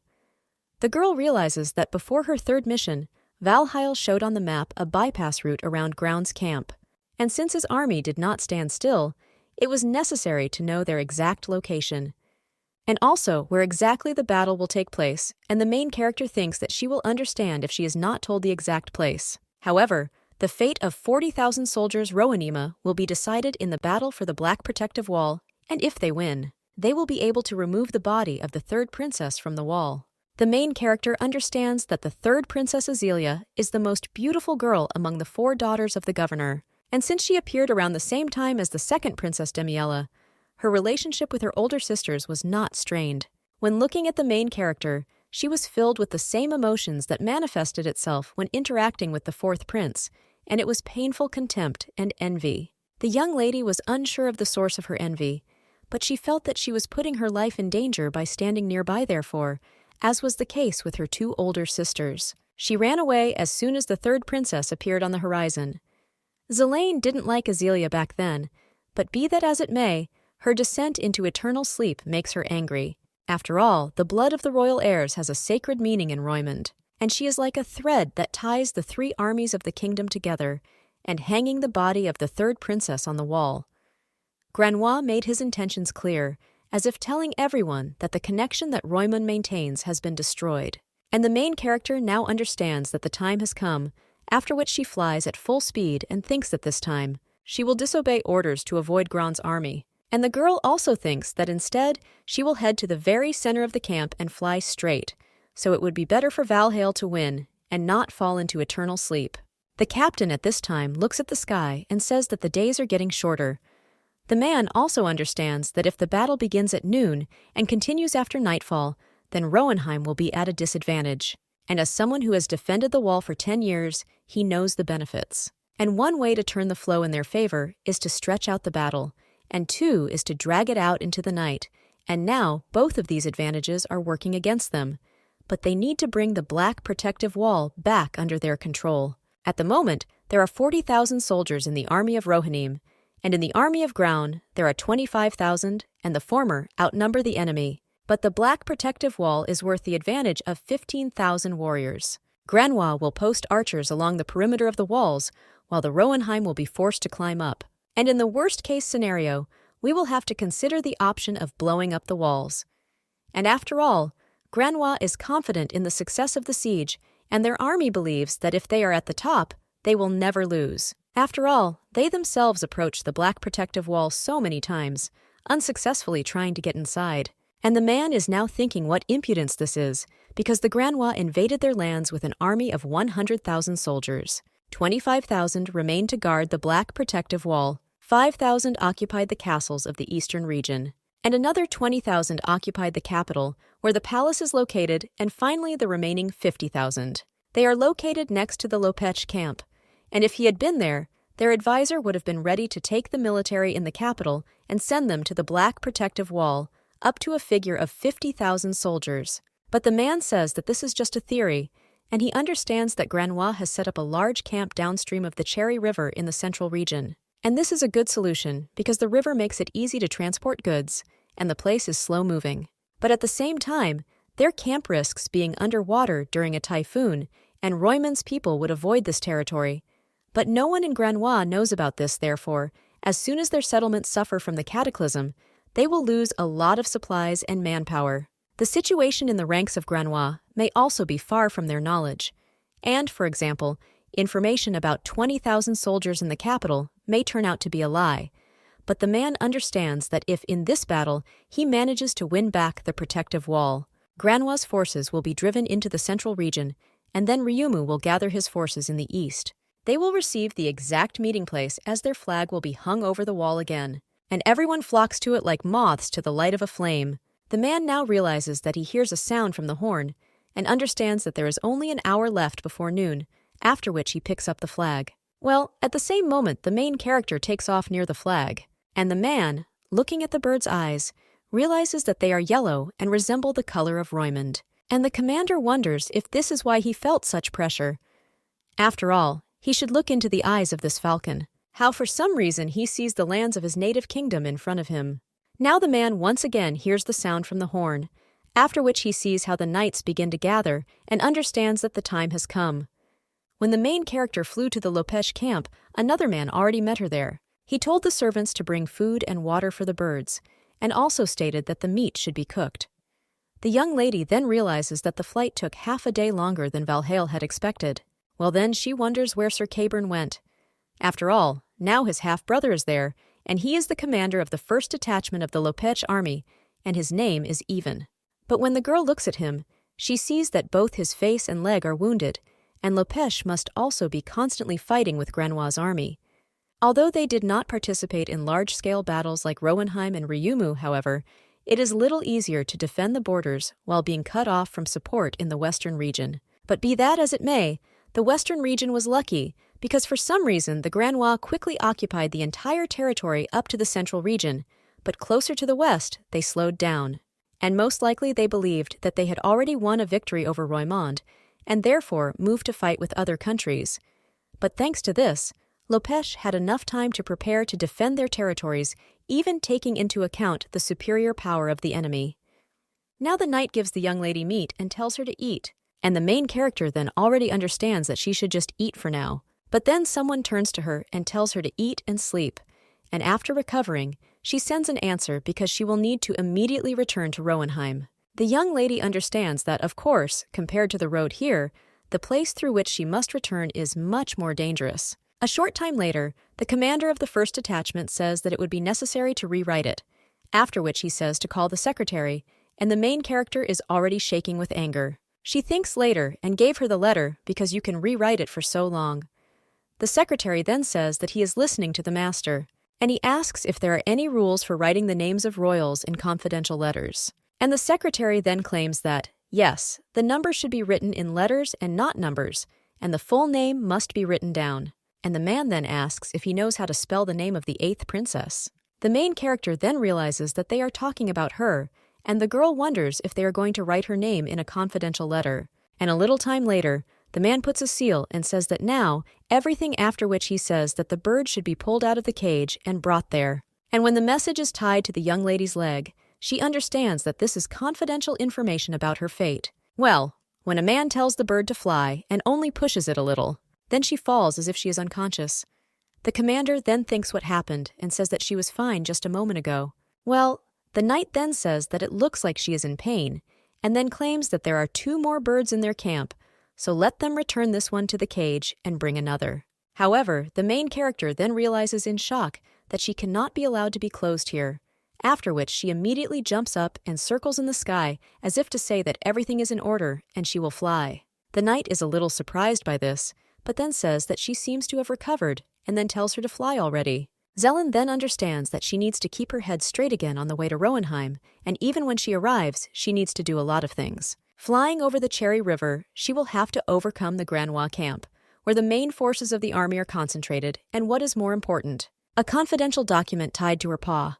You definitely need to read it to find out if she's still alive, so the main character understands that she must return alive and no matter what. I remember my past experience of being shot at by a girl flying at an altitude at which they would not be able to hit her, and it would have been possible to rise very high, but the thin air made it difficult to breathe, so the flight speed suffered. Now the girl understands that flying at such a height is dangerous, and yet there is confidence in her soul that she will not die. However, then someone fires one arrow and the young lady almost gets hit by it. The girl then thinks in shock how the arrow can fly so high. And after all, she read about a new word in military technology that the Manhwa army uses, and this is a crossbow, which increases the radius of destruction. After which the young lady realizes that it is too late to fly higher, and now she needs to fly away from the affected area. But perhaps it's worth going lower to increase the speed, and then the girl thinks that it's good that she can do it too. However, at the same moment, another arrow flies towards her, and the young lady feels a sharp pain and then screams. The young lady realizes that her legs seem to be on fire, and it seems to her that she is about to plunge into eternal sleep. The girl then begins to cry, but she cannot speed up because of the pain because her wings are paralyzed. But she understands that if she falls down, only a bad ending awaits her, so she decides to fly even higher. The young lady with tears in her eyes tries with all her might to fly higher while the arrows fly near her, and she wonders if she will really die. But a young lady is not capable of harming another person and cannot even escape from her offenders. And the only thing she can do well is put her life on the line. At the age of 11, due to a conflict between the heiresses of powerful families, a terrible whirlwind swept through the palace. The young lady was then very frightened and understood that discord was inevitable, given the fact that there were several consorts of the king from different powerful families. The first wife had no children, but had the support of the first and second princesses. But she had a serious conflict with the third and fourth spouses, who wanted to concentrate power in the hands of their offspring. The first wife took advantage of the differences and even tried to eliminate her in order to strengthen the position of the first and second princesses. And no one could prevent the desire of the older sisters, as well as the first wife, to eliminate her, with the exception of one person, and that was the governor. When the girl was little, she often hid in his office, and there she made origami from documents with information so secret that you could be speechless. The governor, having learned about this, immediately asked what she saw, and the young lady, pretending that she did not understand at all the importance of the documents, listed all the secrets she had read and ultimately punished her on the spot for the period you added until the moment. When these secrets were no longer so, she saved her 11-year-old self from the first assassination attempt, and she was also able to survive, but she didn't try to live, she tried to survive. The girl now understands that this is her natural ability, and this time she will also survive. And now she is wondering how the falcon can reach maximum speed. After that, she remembers how when she was a little girl, she saw a hawk carrying its prey. The young lady was then surprised and realized that she had to spread her wings and dive, after which she did just that. And when she turned around, she saw that she had dodged, and the girl also noticed that the wind had begun to blow. After which, having got into one stream, she immediately accelerated, and now understands that she was able to do it. However, suddenly she begins to feel bad. And the young lady wonders if she has lost so much red liquid that she feels like she's about to lose consciousness. But the young lady understands that she still has a long flight to get to the Rohanaima camp. Well, when the girl approached the black wall, she saw that the flags of her kingdom were already there and understood that before she plunges into eternal sleep, she will see what she wanted so much. After which the girl begins to collapse and thinks that this time she is really happy. But when the young lady opens her eyes, she feels that she is in the fabric and wonders if she has already fallen into eternal sleep. But the girl then screams and thinks how much her paw hurts. At this time, she sees that the commander opens it and says that she is alive. The young lady then thinks, is it really Sir Valhale? And the man then just closes the fabric back, and the main character then begins to squeak. But the commander says that this will not let her freeze, and the young lady then thinks how she got to the Rohenheim camp, because I still had to fly for a long time. And the man then claims that it looks like she managed to fly to the black protective wall in this state, and the young lady then understands that that view was for real. But the commander claims that she crashed into the flag, and he softened the fall, but the problem is that it was the central flag. The young lady then wonders in shock if it was really the only flag in the camp, and when the commander says that she should be grateful that she was able to use it as a softening pillow, the young lady thinks why, of all the flags, she had to crash into the central one. The man claims that he must be the reason for her serious injuries, after which he touches her paw and asks what happened. And the main character then, in shock, thinks he won't execute the bird for violating a military order. And after all, he needs to take full advantage of the situation. after which the girl pretends that she is in so much pain that she's about to fall into eternal sleep. The man is a little surprised after this and asks if there is anyone outside, and then someone answers, and the man strokes the bird, after which he says that whoever is outside should call the doctor because it looks like the bird is seriously injured. Well, then he says that he thought she understood him, but apparently she didn't. The main character is surprised after this, and then realizes that he thinks that she suffered because of the fact that she flew straight like an ordinary bird. But the young lady understands that as soon as he is not understood, he immediately suspects others of espionage, but she does not understand why he is so upset that she does not understand him. And this is not at all the case. But then the young lady remembers the confidential letter with her name on it, after which she immediately jumps up from her seat and begins to rummage through the documents. The man immediately turns around and says that her wound has not yet been closed. If she moves, they will only open. However, the main character then only screams as if asking where the confidential letter is. And the captain then grabs the bird and then points to its paw, which has already turned red, and claims that it will be worse for her if she continues to be capricious. But the main character just screams for him to let her go. The girl turns to him in her thoughts and says that she heard that her name was written in a confidential letter, so she must know what happened to her, after which she asks to show her this letter. But the man then only unties the bandage on her paws and claims that it seems he said not to get hung up on the letters. However, the main character understands that if she had arrived safe and sound, she would have been able to overhear their meeting, but it's too late, so she will have to read it herself, after which the young lady just screams again, and the captain says that he is trying to treat the wounds. But then he just looks coldly at the main character and asks if the pathetic bird refuses treatment. However, looking at her wounded leg, he still sighs. Then he takes out a secret letter and says that here it is. But then he said that in return, let her allow herself to be healed normally after she looks at it. And the main character then only looks at him approvingly, which makes the man a little surprised. And the young lady then opens the letter and understands that she should most likely find out. But the knot is not untied. The captain then says that she is so eager to receive this letter, or better yet, to read it, to which the main character only nods, after which the man takes the letter in his hands and unties it. Zelane then sits on the commander's shoulder and realizes that she can finally read the confidential letter. However, when the main character looks at this letter, she realizes that she cannot read anything other than her name. And the man then folds this letter back and says that he showed it, and then says that this is enough. And then the main character screams. But at this time, another knight comes into the room and asks if Sir called him, to which the man says that the knight should heal the bird. The knight then says that he understood them, but the young lady then only digs her claws into his finger, causing him to scream. A short time later, the knight is already treating the bird, and the other knight, when he sees this, asks what he is giving her. Sir Luke then claims that this medicine is based on plants that relieve pain, but the main character only thinks how bitter it is, after which he says that he is ready and asks the bird to behave well and also not to offend Sir Valhale. The main character then only closes her eyes and thinks whether it's because of the medicine that she feels so weak. But then she hears the commander enter the room and say that this is better. Well, the young lady then just lies back and realizes that she does not have the strength to bother him.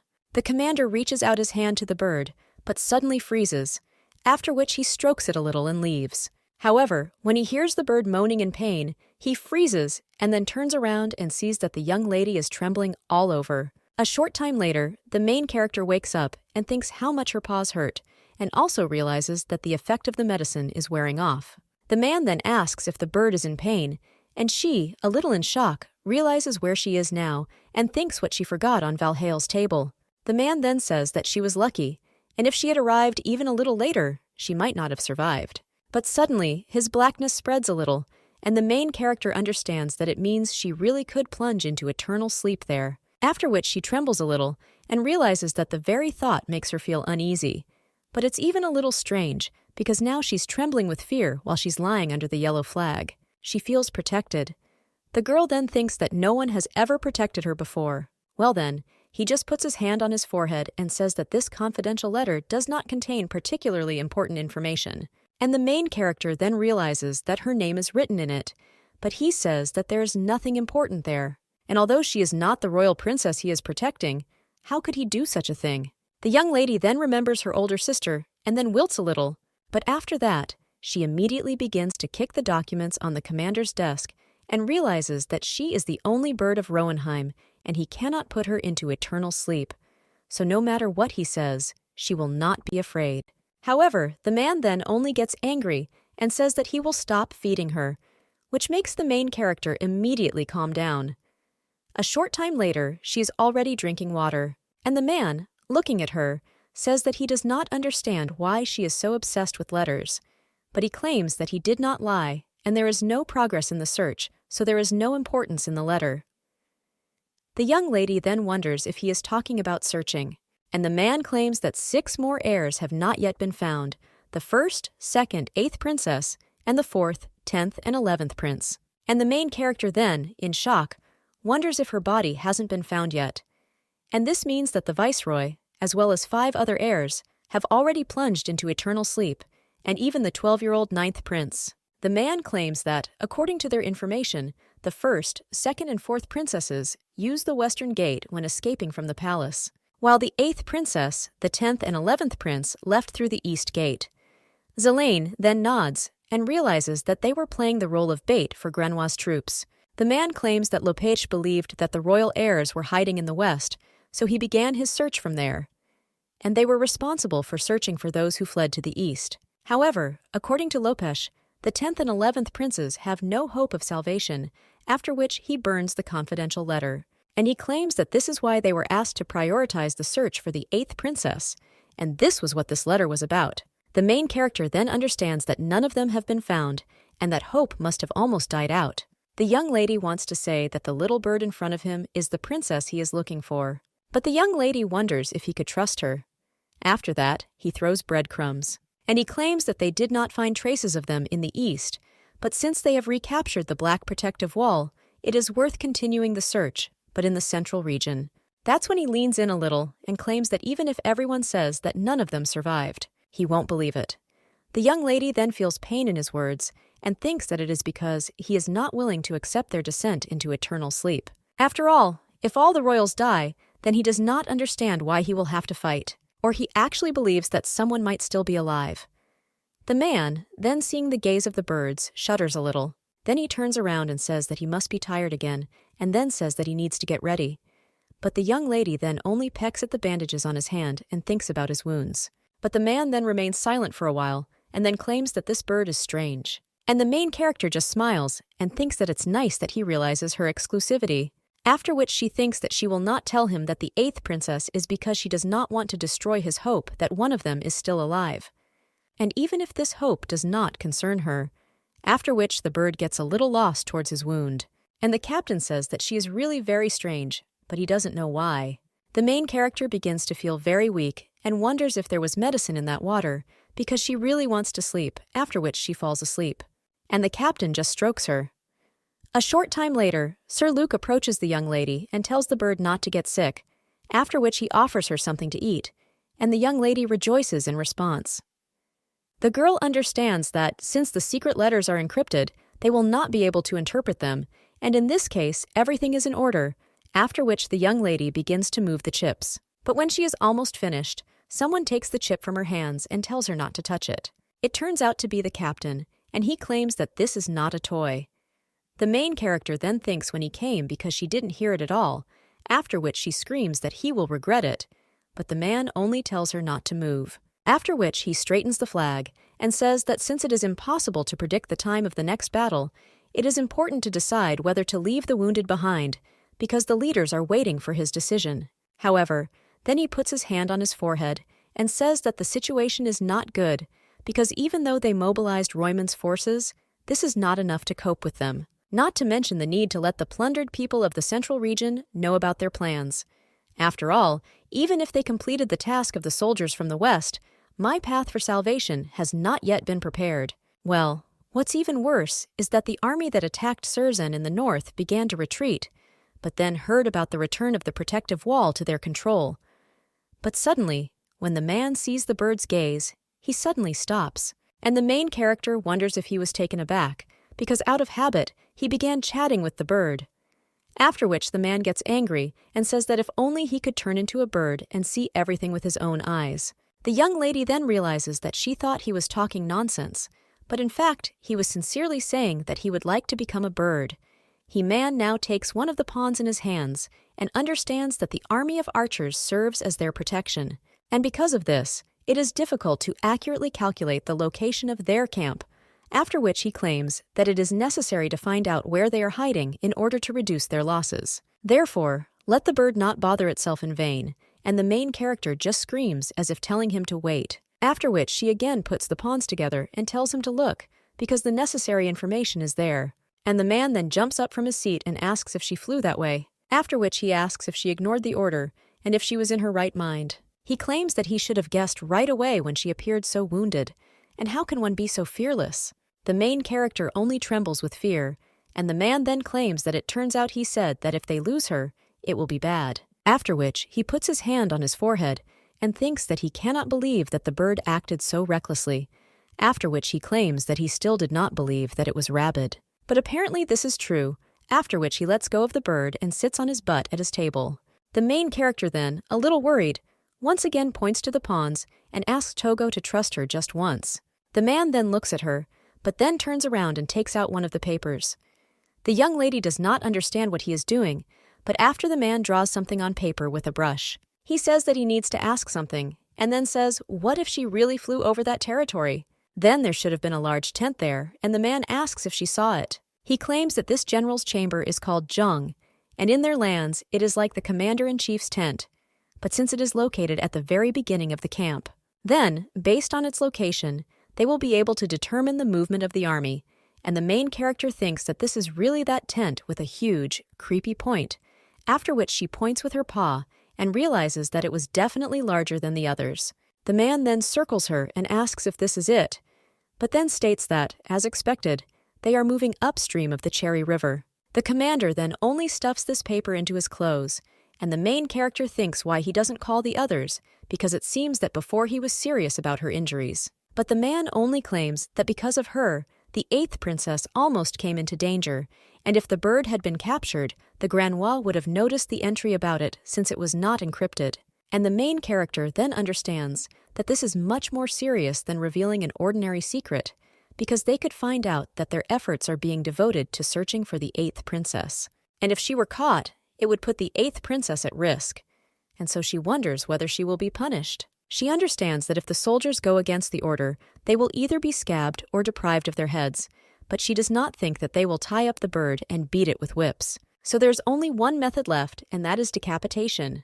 The girl, thinking about this, gets very scared, but then the captain grabs her, and the young lady only thinks with horror in her eyes that she does not want to fall into eternal sleep.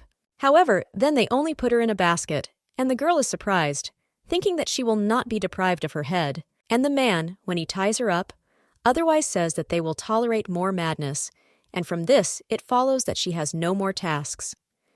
The young lady then thinks in what sense he is saying this, and the man only claims that he will no longer use her as a messenger bird, after which he turns around and leaves the tent, and the young lady then lies down and realizes that she is alive. But the girl thinks that even though she is alive, however, now the commander is not going to use her as a messenger, but this is the only work with which she could help her country. But at least she delivered important information, but the young ladies still think that this is not enough. And although the head remained with her, it felt as if something else had been chopped off. That evening, Sir Luke peels one of the apples and is already thinking about how he will eat it. However, at the same moment, the emperor abruptly enters his tent, causing the guy's soul to almost sink to his feet. He turns to Sir Valhale and says that if he needs him, then why didn't he just call, wondering why he came himself. The man then takes the apple in his hand and tells them not to write the army code whenever they want. And the guy then says that he was going to eat it anyway, and there is nothing important there. But the man then thinks that by capturing the Black Protective Wall, they regained control over part of the central region, and this fruit is from there, from the central lands, where many ships are located, and almost all the country's fruits grow in these gardens. Most of Royman's soldiers also come from the center, so sweet and juicy apples will serve as excellent motivation to quickly recapture their homeland.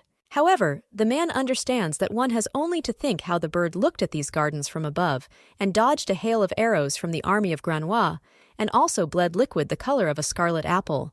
But suddenly, the man hears his knight calling him and shudders a little and also squeezes the apple. The knight asks why the man came, and he just understands that he can't believe that he's worried in an emergency situation.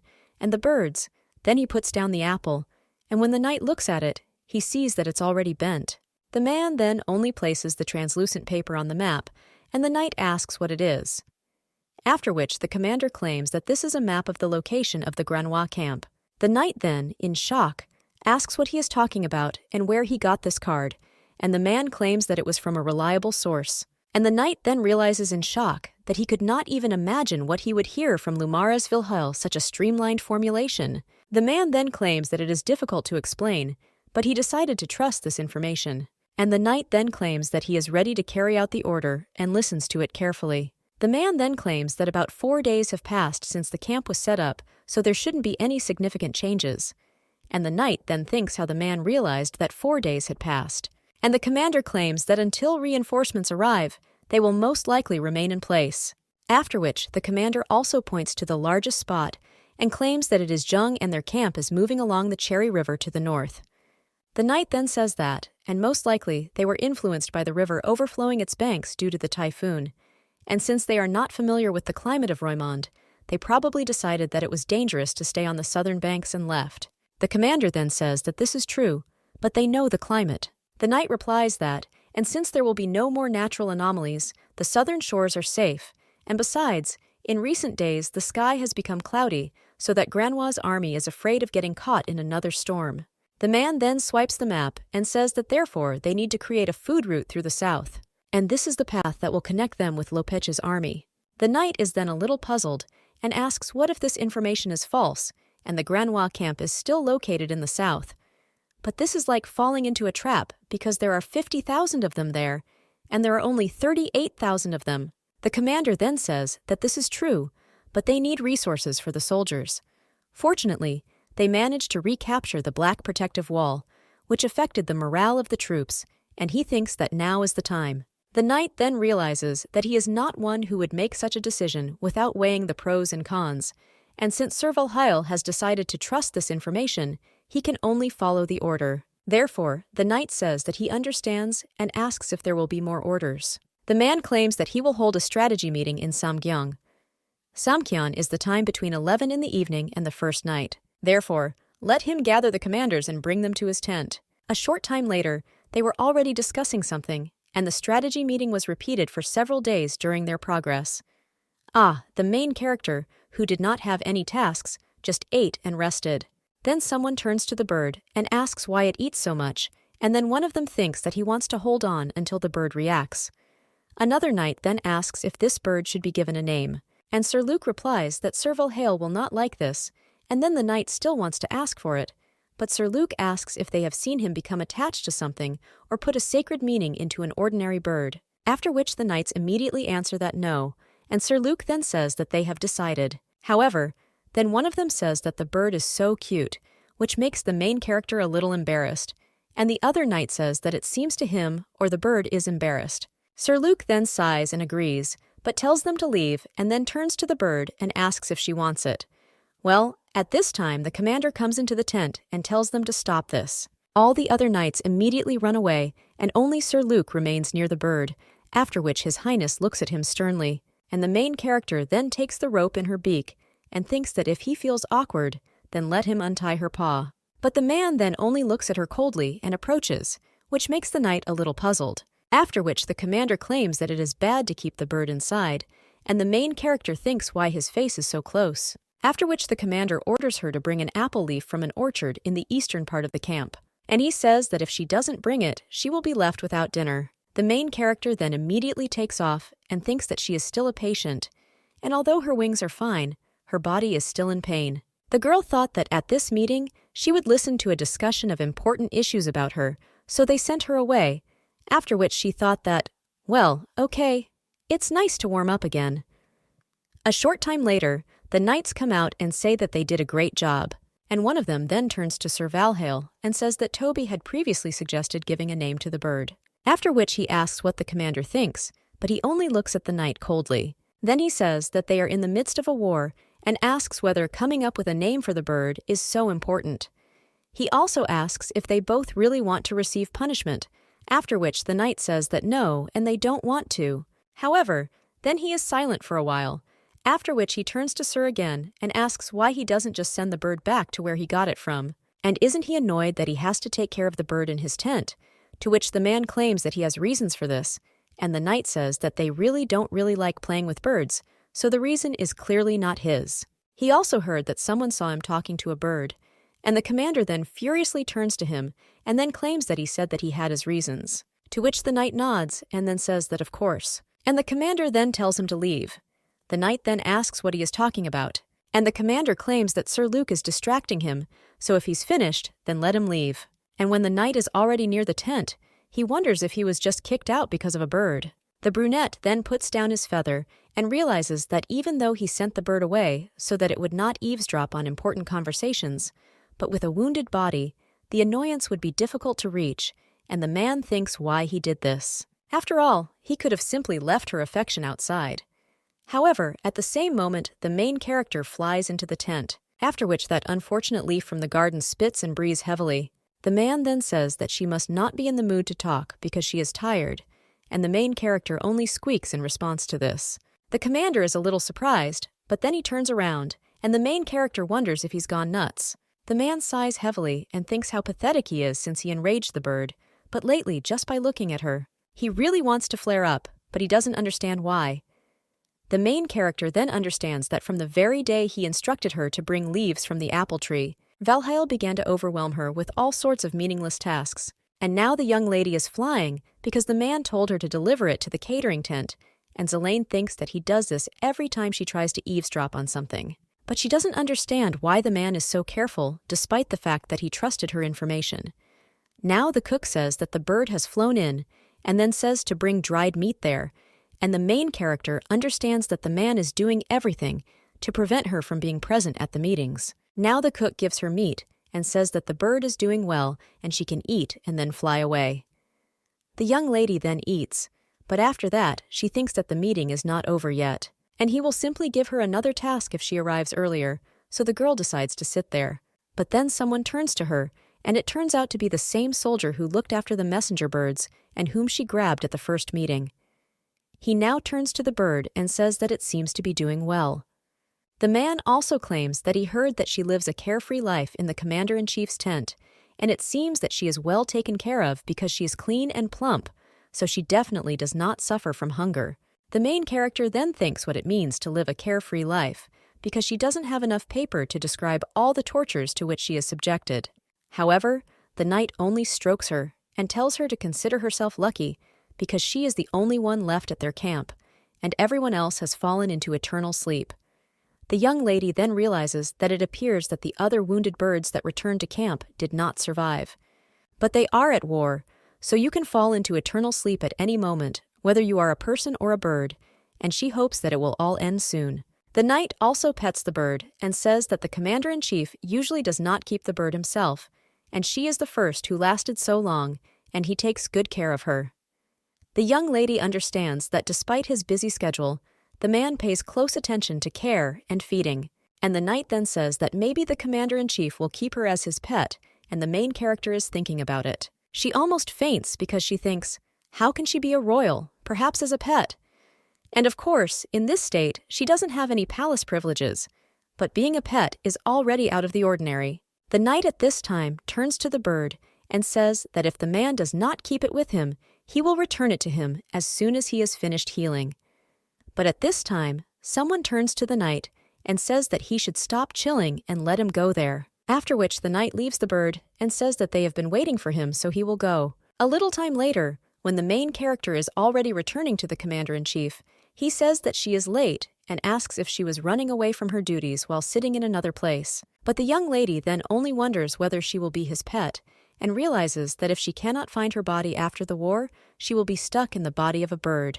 But the girl thinks what happens to the messenger birds after the end of the war, and they can be released into the wild or sold to falcon farms. Well, the man then just pokes the bird with his finger and asks if she is listening to him. He claims that he said that it was time for her to change the bandages, so let her not twitch, after which the man wrapped the bird's leg. And the main character thinks that without taking into account his stinginess and coldness, the commander-in-chief is not such a bad person, and he takes care of her, cleans her eyes, and also feeds her, and this is very nice of him. And the only thing that darkens this image is his reluctance to share information about her homeland. Now the man asks the bird what it is and how it hurts people, and the main character understands that if there is even 1,000th chance that the bird will remain forever, then she doesn't even know what will happen. After all, if she can survive by becoming his pet, then so be it. Since she is already with him, then it's not scary to become a pet. And the main character only looks decisively at the man, but she still understands that there is another reason. The commander-in-chief then realizes that this bird is again looking at him strangely and does not understand what she is thinking about. Zelaine realizes that, regardless of the issue of survival, she still cannot leave the camp. After all, she receives all the news about the war and her body only when she is next to Valheim, and she cannot afford to live the life of an ordinary bird. After which, the girl remembers the knight's words that if the commander-in-chief does not keep her with him, he will return her to him as soon as he finishes his treatment. After which, the girl kicks the matchmaker's tweezers and realizes that if this is the only way to stay with him, then she will become his pet. After which, Zelaine begins to caress the commander-in-chief's hand and act cute. The girl then wonders if the man understands that she is cute. Well, he just asks if she ate something wrong, and the main character understands that she needs to hold on because she can do anything. After which, she once again acts cute and thinks that he should make her his pet because she is a cute little bird. However, the man only looks at her in bewilderment and remains silent. The young lady then realizes how ashamed she is of herself, and she asks the commander-in-chief to at least react somehow, because she is still a princess. And above all, a person. The girl also can't believe that pretending to be cute is trying to serve you up to the pet. But this doesn't matter, because she has already achieved a share of success since Valhall hasn't thrown her out yet, and it seems he doesn't hate her that much. But the man then ruffles the hair on her head a little. Then he smiles and says that's good. The main character then extends her hand to him. But then he suddenly stops, and then realizes that she almost touched the corner of his lips without realizing it. But the young lady also thinks what kind of thing this is, and whether this man knows how to smile. But he should do this more often, but he is stingy in everything. A little time later, the main character is surprised because now she is eating from the same table with Valhall. One of the knights then hands his colleague a large piece of meat, and the others tell him to at least cut it.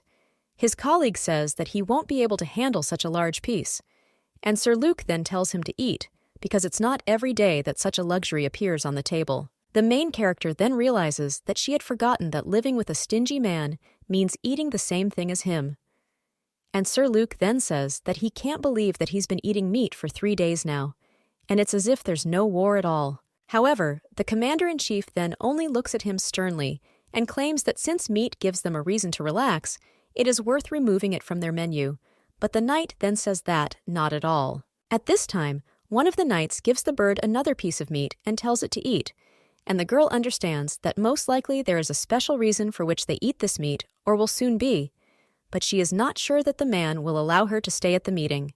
However, the girl thinks that Valhall allows her to move more, and the food has become more nutritious. The knight then says that he has important news, and the main character then notices the commander's gaze on her and is a little puzzled. But he then only looks away and says that they should report, and the young lady then wonders in shock if she was really allowed to listen, after which the knight says that it's true, and he claims that he caused panic among Granois' troops as he asked, and also slightly increased the combat power of their army, and yet, behind the black protective wall, the losers can mingle with the crowd and start a brawl. Based on this, the number of wounded will increase and the outcome will be impressive. The man then takes his mug and says that it's clear and it's a great job. But the knight then asks if it wasn't his idea, to which the commander-in-chief claims that they have tried, and so they will be able to gain control over the region downstream by sacrificing much fewer lives if Granois succumbs to fear. The main character then understands that there will be a battle as she thought, and the other knight then claims that since the Cherry River has not dried up yet, they will think that they will take risky actions because they are in a hurry. And the other knight says that he will be glad if that's what they think. The commander-in-chief then claims that everyone who contributed their share to the victory will be rewarded, and he will remember this event.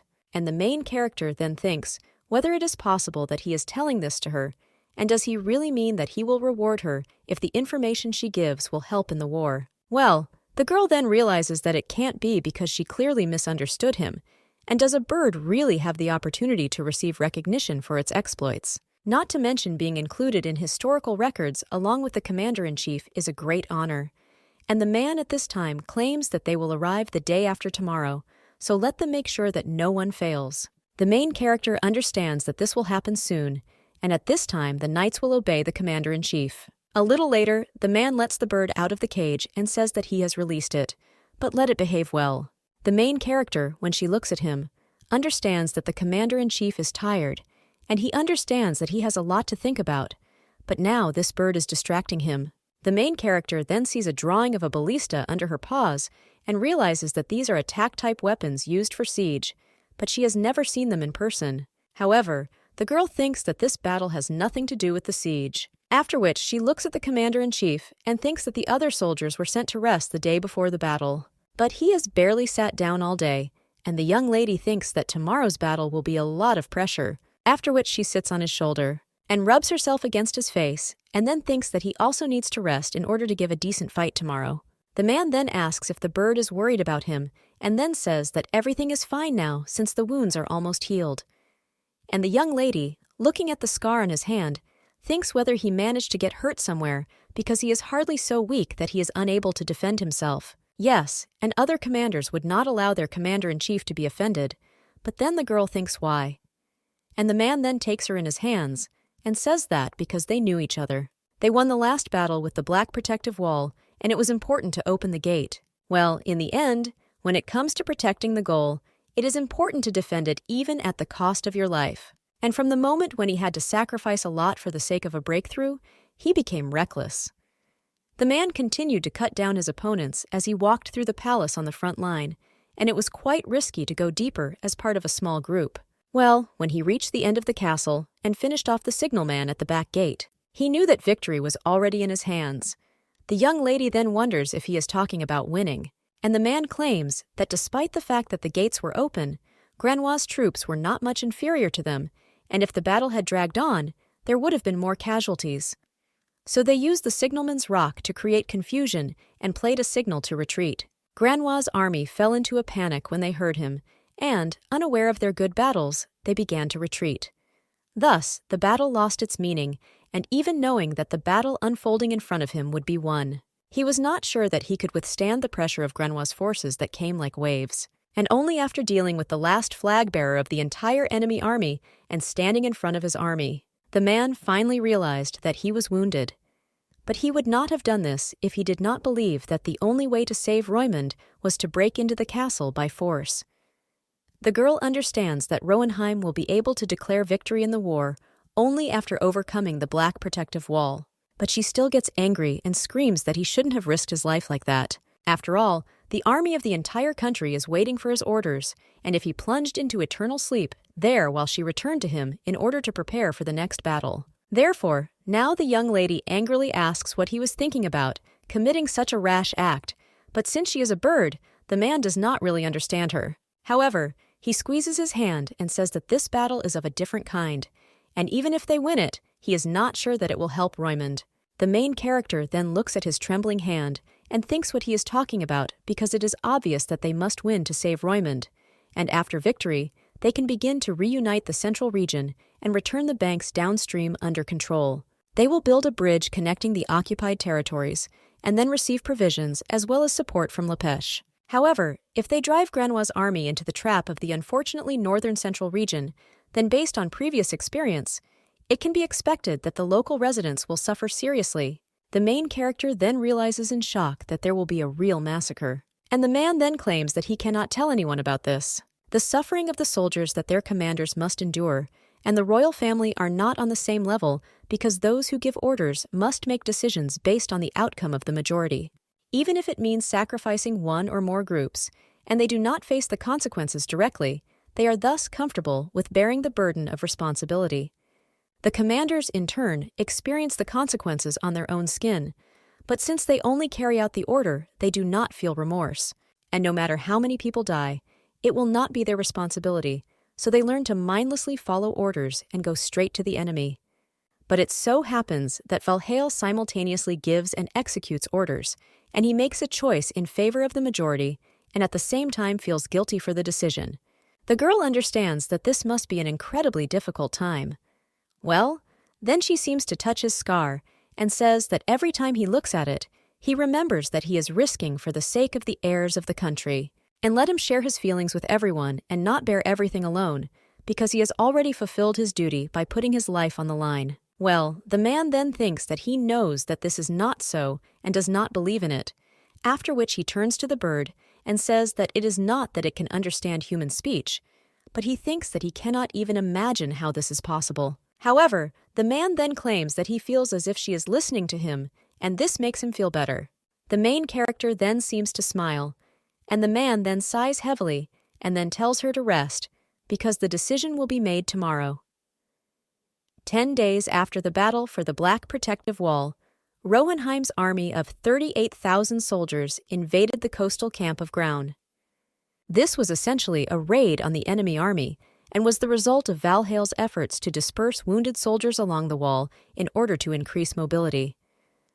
Manhwa spread his camp along the course of the Cherry River after the typhoon. Therefore, only a small number of people remained downstream, and even if Rohenheim attacked, the main army expected an attack in the center due to the river overflowing its banks. But Rohenheim was aiming lower. Now the main character understands that the commander-in-chief has a shaggy and frightening appearance, as well as the strength emanating from his bearish physique. The knights immediately scream that the monster Rohenheim is there, and they should run away. And the main character understands that he also has terrifying ball skills, and all this is a description of the commander-in-chief Valhall, created by the panic that Sir Luke sowed in the ranks of the Manhwa army, who are now trying to save their skin. Under his leadership, all escape routes viewed from the air were precisely blocked, and Manhwa christened Valhall as a monster with eyes in the sky, and let these rumors benefit the battle. But I also had to put up with being labeled a freak. Now Sir Luke says that the effect of the monstrous Sir Valhall is incredible, but he only tells him to be quiet. The main character then realizes that there is a strong red liquid blowing nearby, and yesterday they destroyed the entire reinforcement group that arrived in the vicinity of the camp. But perhaps this was necessary to hide the fact of the attack on the lower parts of the camp, however, in addition to the red liquid she sensed. The girl thinks how much longer their soldiers will have to spill it. At this time, the young lady hears someone entering the tent and realizes that it is an unfamiliar helmet and armor, as well as the aroma of fish.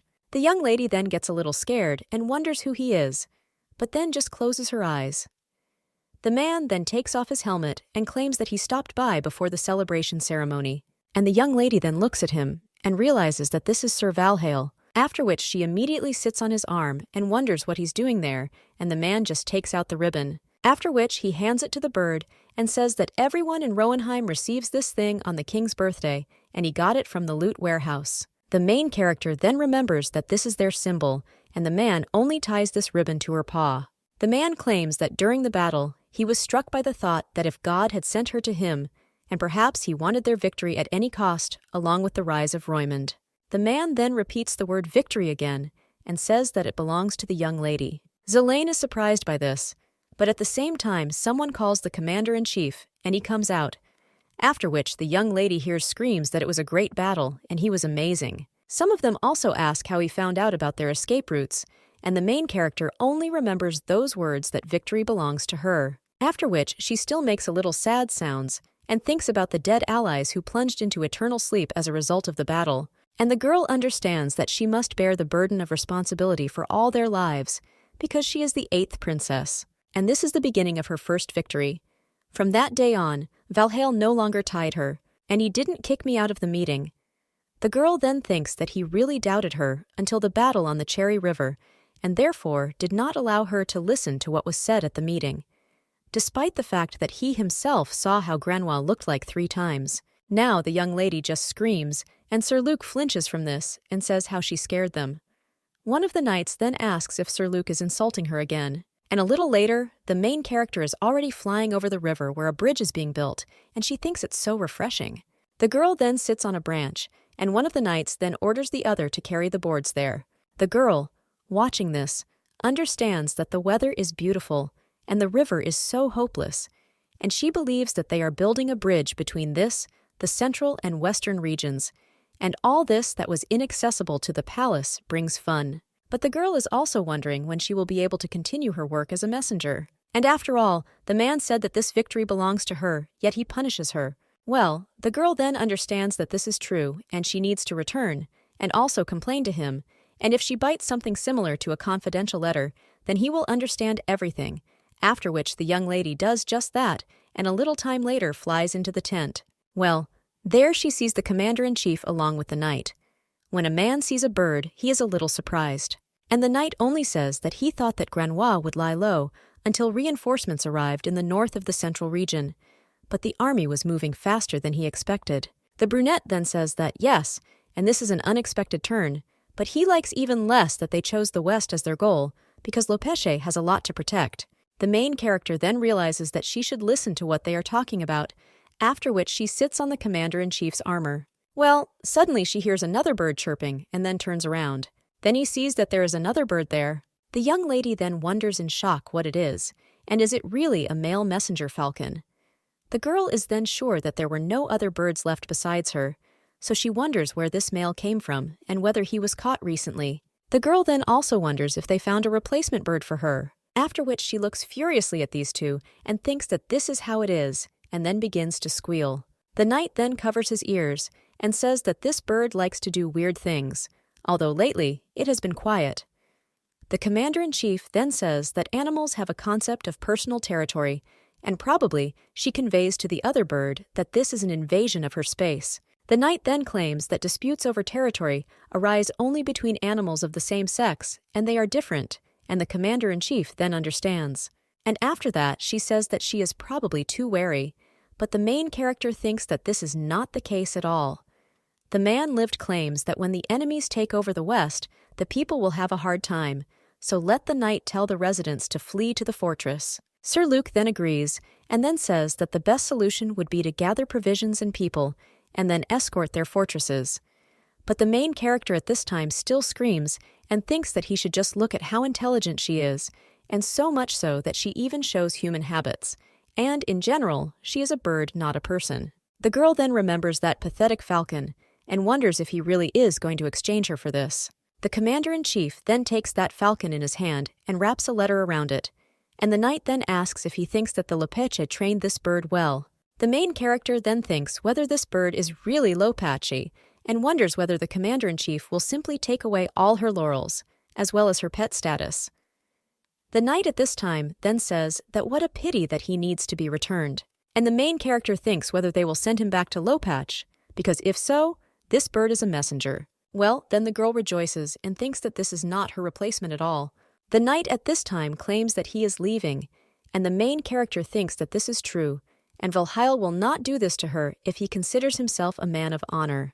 The other falcon then makes a sound, and the main character thinks that he just wants to communicate with her since they are representatives of the same species. But the girl then thinks that if you look closely, he is dazzlingly beautiful. But the main character then slaps herself and thinks that she needs to get herself together, and how can a bird be beautiful? She doesn't know what came over her, but then she thinks that she will at least greet him. The commander-in-chief then says how noisy it is with the two birds, after which he goes outside and sends that hawk. The main character, looking at how he flies away, thinks, really, and she always flew away gracefully as well, and the commander-in-chief then turns to her and asks what now, and what was she worried about the young lady? Then she thinks, is he really worried about her feelings? After which he realizes that, as expected, she is completely different from other birds, and only she trusts him to send letters. After which she flies up to the man and rubs herself on his cheek, and also understands that only she is worthy of being his pet. The commander-in-chief then only sighs and asks why she is so fickle. The main character then thinks that she is the sweetest, and only she is on your side, but wonders if he disagrees. However, the main character then suddenly understands what will happen if she really remains forever in the body of a bird. The man then turns to the bird and asks if it is hungry, but the young lady just looks sad. The girl understands that the messenger birds ensuring the transmission of letters between Rohanem and Lopeche were plunged into eternal sleep, but they had to have a way to survive the Battle of Cherry River. But it is reported that the Manhwa are heading to the west and not to the northern part of the central region, and this means that there was no massacre or revenge in the capital. However, the man then claims that he did not know that she was a female. The main character then realizes that she is actually thinking about important things, and the commander-in-chief then claims that he saw her chatting with that bird and wonders what the birds are talking about. And the young lady then thinks how can she know, and should it mean something because she was just making a sound, and the girl thinks that although she looks like a bird, she is not one. The man then asks if she liked this bird, and the main character just squeaks as if asking what kind of nonsense this is. And the commander-in-chief then turns around a little in shock, asking if she liked it, and the main character then only infuriates the sign of agreement. And the commander-in-chief then smiles and says that it's good then. And the young lady then, in shock, does not understand what he is talking about, but thinks that he did not understand anything. However, when she looks up at him again, she sees that the man is already without his shirt, and the girl immediately lowers her gaze. She realizes that she has never seen the commander-in-chief naked before, and even though they lived in the same tent, he always went to bed later than her, and the girl only heard the rustling of the fabric, so now was her chance to look at everything. She looks up and realizes that it is true that she has something that she cannot, and the girl is not one of those who miss the opportunity to see something. After which she stares at the man, and he just wets the cloth. The main character realizes that his body looks very strong. But when a man imagines a rag to the tank, he remembers that he has a bruise there and shudders. The main character, looking at him, thinks that he is huge, and wonders if she knocked the man off his horse during the battle, because where could he get such a bruise? The young lady then thinks that it probably hurts a lot. However, the man then turns to her and asks why she is looking at him like that, because this is not such a big wound. However, the main character looks at him sadly and thinks how many people died in the battle, even if he suffered so seriously, and for how many people he had to suffer. The girl understands that Lin Bessie is the first princess, and she and the governor made a deal. Before his name disappeared from the throne, Lespel was the first to wish to receive the title of victorious king, and he announced the war plan in front of the royal family. This was the beginning of the Cherwich War that Roymond destroyed. Many heirs voted for the start of the war in order to gain the glory of the winners themselves, probably with the governor. But Lin Bessie, the first daughter, supported by Lopech and Rohenheim, hesitated. And if the first lady opposes it, then Rohenim and Lopech will not advocate the start of hostilities, and the decision can be postponed until the governor goes crazy due to various circumstances. Lespel was the first to be well aware of this, so he threw out the Ryumu card. They were unquestioningly loyal to the current king and fully supported the heirs to the throne, whom he favored regardless of their mothers. Both the king's faction and the east of Ryumu were at the same time. The man then turned to Lin Bessie and said that if she came out in favor of war, he would give her power over Ryumu, but if he thought otherwise, then let her think about whether a foreign war is so bad compared to a civil one. Civil war between Rohenheim, who stood for the first princess, and Lopech, who supported the fourth prince, along with Ryumu. This was an open threat to give the throne to the fourth prince. Libensi, who did not want civil war, accepted the deal and supported the military conflict at the behest of her father. She understands that the girl made the wrong decision because a civil war would be a better foreign one. The Ryum that she wanted to get were destroyed, and less than half of them remained. And the country is now almost completely destroyed, and they don't even know whether she's alive or not. Therefore, the girl thinks, did she really not understand the consequences at all? And she didn't want this. Now the man turns to the first aid kit and asks what she is thinking about, and the main character understands that the warlike Demiella, the two-faced Lin Bessie and Lopecha, are together with Rohenim. That they were supported. They all made the wrong decision, but the main character, looking at Sir Valhale, understands that she does not doubt him. And no matter what her sisters wanted, this war should not happen. Not long after the bridge was completed, support began to arrive from the west in the form of military rations and bags of harvest. According to what Valhale announced, this is a full-scale restoration of the central region and counting the People's Militia at the Bridge of the East. And Ryum defending the Black Protective Wall, the mobility of Rohenheim increased, which was lucky for them to regain power over the city. And now the commander-in-chief is already entering it, and the main character understands that since the inhabitants inside the fortress were determined to open the gates to their soldiers. Then, overall, without exception, places where Rohenheim took place, a yellow flag began to fly. Valhale, liberating the city, took her with him everywhere. Now the man offers her food, and the main character rejoices and understands that she has become a pet in his eyes. So, as a protest, he stopped giving her the job of delivering messages. and the main character began to look for things to do on her own and searched for places in the fortress that needed repairs. The girl then realized that an inconspicuous place on the roof had fallen apart, after which she reported on the routes of retreat of their military enemies. And then she looked for wounded soldiers. And finally, she found the location of enemy soldiers in territories that had yet to be conquered. Valhall fought surprisingly well, and although he scolded her for her reckless behavior, she was useful to him. And working together, they were able to achieve an unprecedented fair victory. And the louder his name thundered as a war hero, the more famous she became as his mascot. The girl understands that she reached places where she could not reach, for which the army received the title of Eyes of the Sky.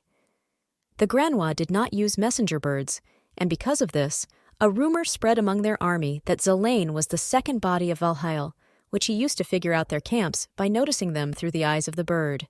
Dodging all the enemy's arrows despite the tape making her a prominent target on the battlefield, rumors about the commander-in-chief's faithful bird only strengthened. On the other side, no one from Roenheim believed this, and for them the famous bird was only their commander's pet. They believed that the golden ribbon on the paw was a symbol of her affiliation with Valhall. Now the man gives the bird meat and asks, doesn't she understand that the more she exposes herself to the enemy, the more danger she exposes herself to? The main character thinks, why and is it bad if it brings victory in battles? And after all, she is there, so the girl thinks, why shouldn't he use her? And she's actually smart, so it won't be difficult for her to avoid danger. The man then says that the good thing is that they were able to deliver food to the west and were lucky that they were not pushed east. The man also claims that they transported all the harvest from the central granary to the west before the outbreak of the Churwich War, and that they usually split the stock in half and transport parts to the east and west. But this year, everything was stored in the western part, and even though the process may seem strange from the outside, but before each typhoon arrives in the central region, there is an equal separation of reserves for the west and the east, but most likely there are changes in the distribution. Occurred with the approval of Her Highness the First Princess. His Majesty, the King, also has direct influence on distribution, but usually he is not interested in it. The main character then understands that everything is coming together, and at that moment she was preparing for war on the spot in an outburst of sincere belief in her victory and expansion of the territory. The commander-in-chief claims that when the order was given to transfer crop supplies to the west, it was difficult for the soldiers to cope with the workload because preparations for war had gone, so he clarified the order with the royal family. But it turned out that His Highness herself did not know about this order, and she thought that it was an order from the king. The main character then understands that at that time, the governor probably assumed that this was an order from Lin Bessie. The man then claims that if he had disobeyed the order then, they would not have been in this state, and since war in conditions of food shortages threatens large losses, they were able to go so far thanks to the supplies they had. And whether it is the foresight of the royal family or something else, thanks to this, Roymond will avoid the worst-case scenario. The main character, in response to this, seems to smile and just let out a squeak. And the man pats her on the head and thanks her too, because thanks to her help, they were able to replenish their supplies. The young lady is then a little puzzled, thinking that she really helped to avoid serious losses, but there are still plenty of victims, after which she becomes a little sad. And she understands that it was not she who went out onto the battlefield fighting and cannot take over the blanket of his merits. The man says that therefore, let her not do anything stupid anymore, because they will still need her, so let her value her life. The commander-in-chief also claims that her existence, which could save many lives, is priceless. He also adjusts the ribbon on her leg and the main character, when she thanks Sir Valhall in her thoughts. Lopage's army and the main character, seeing how the hawk flew in, wondered if he had flown in with something. However, he then only threw the mouse in front of the young lady, and the main character thinks why he brought it.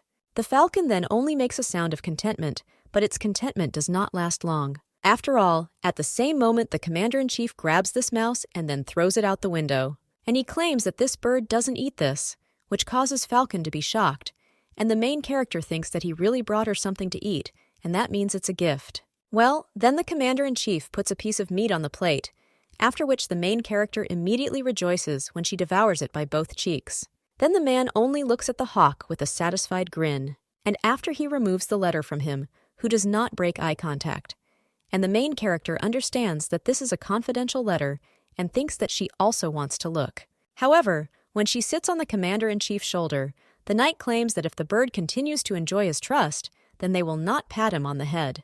However, she then only looks at the man with a puppy-like look and scratches him a little on the shoulder, to which he says that he understands, after which he opens the letter, and the young lady understands that this is Royman's language, so she can read it too. The letter indicates that the addressee is Lopesh Evan, and last night Grenoua's army set fire to the abandoned city, as a result of which some border towns were captured.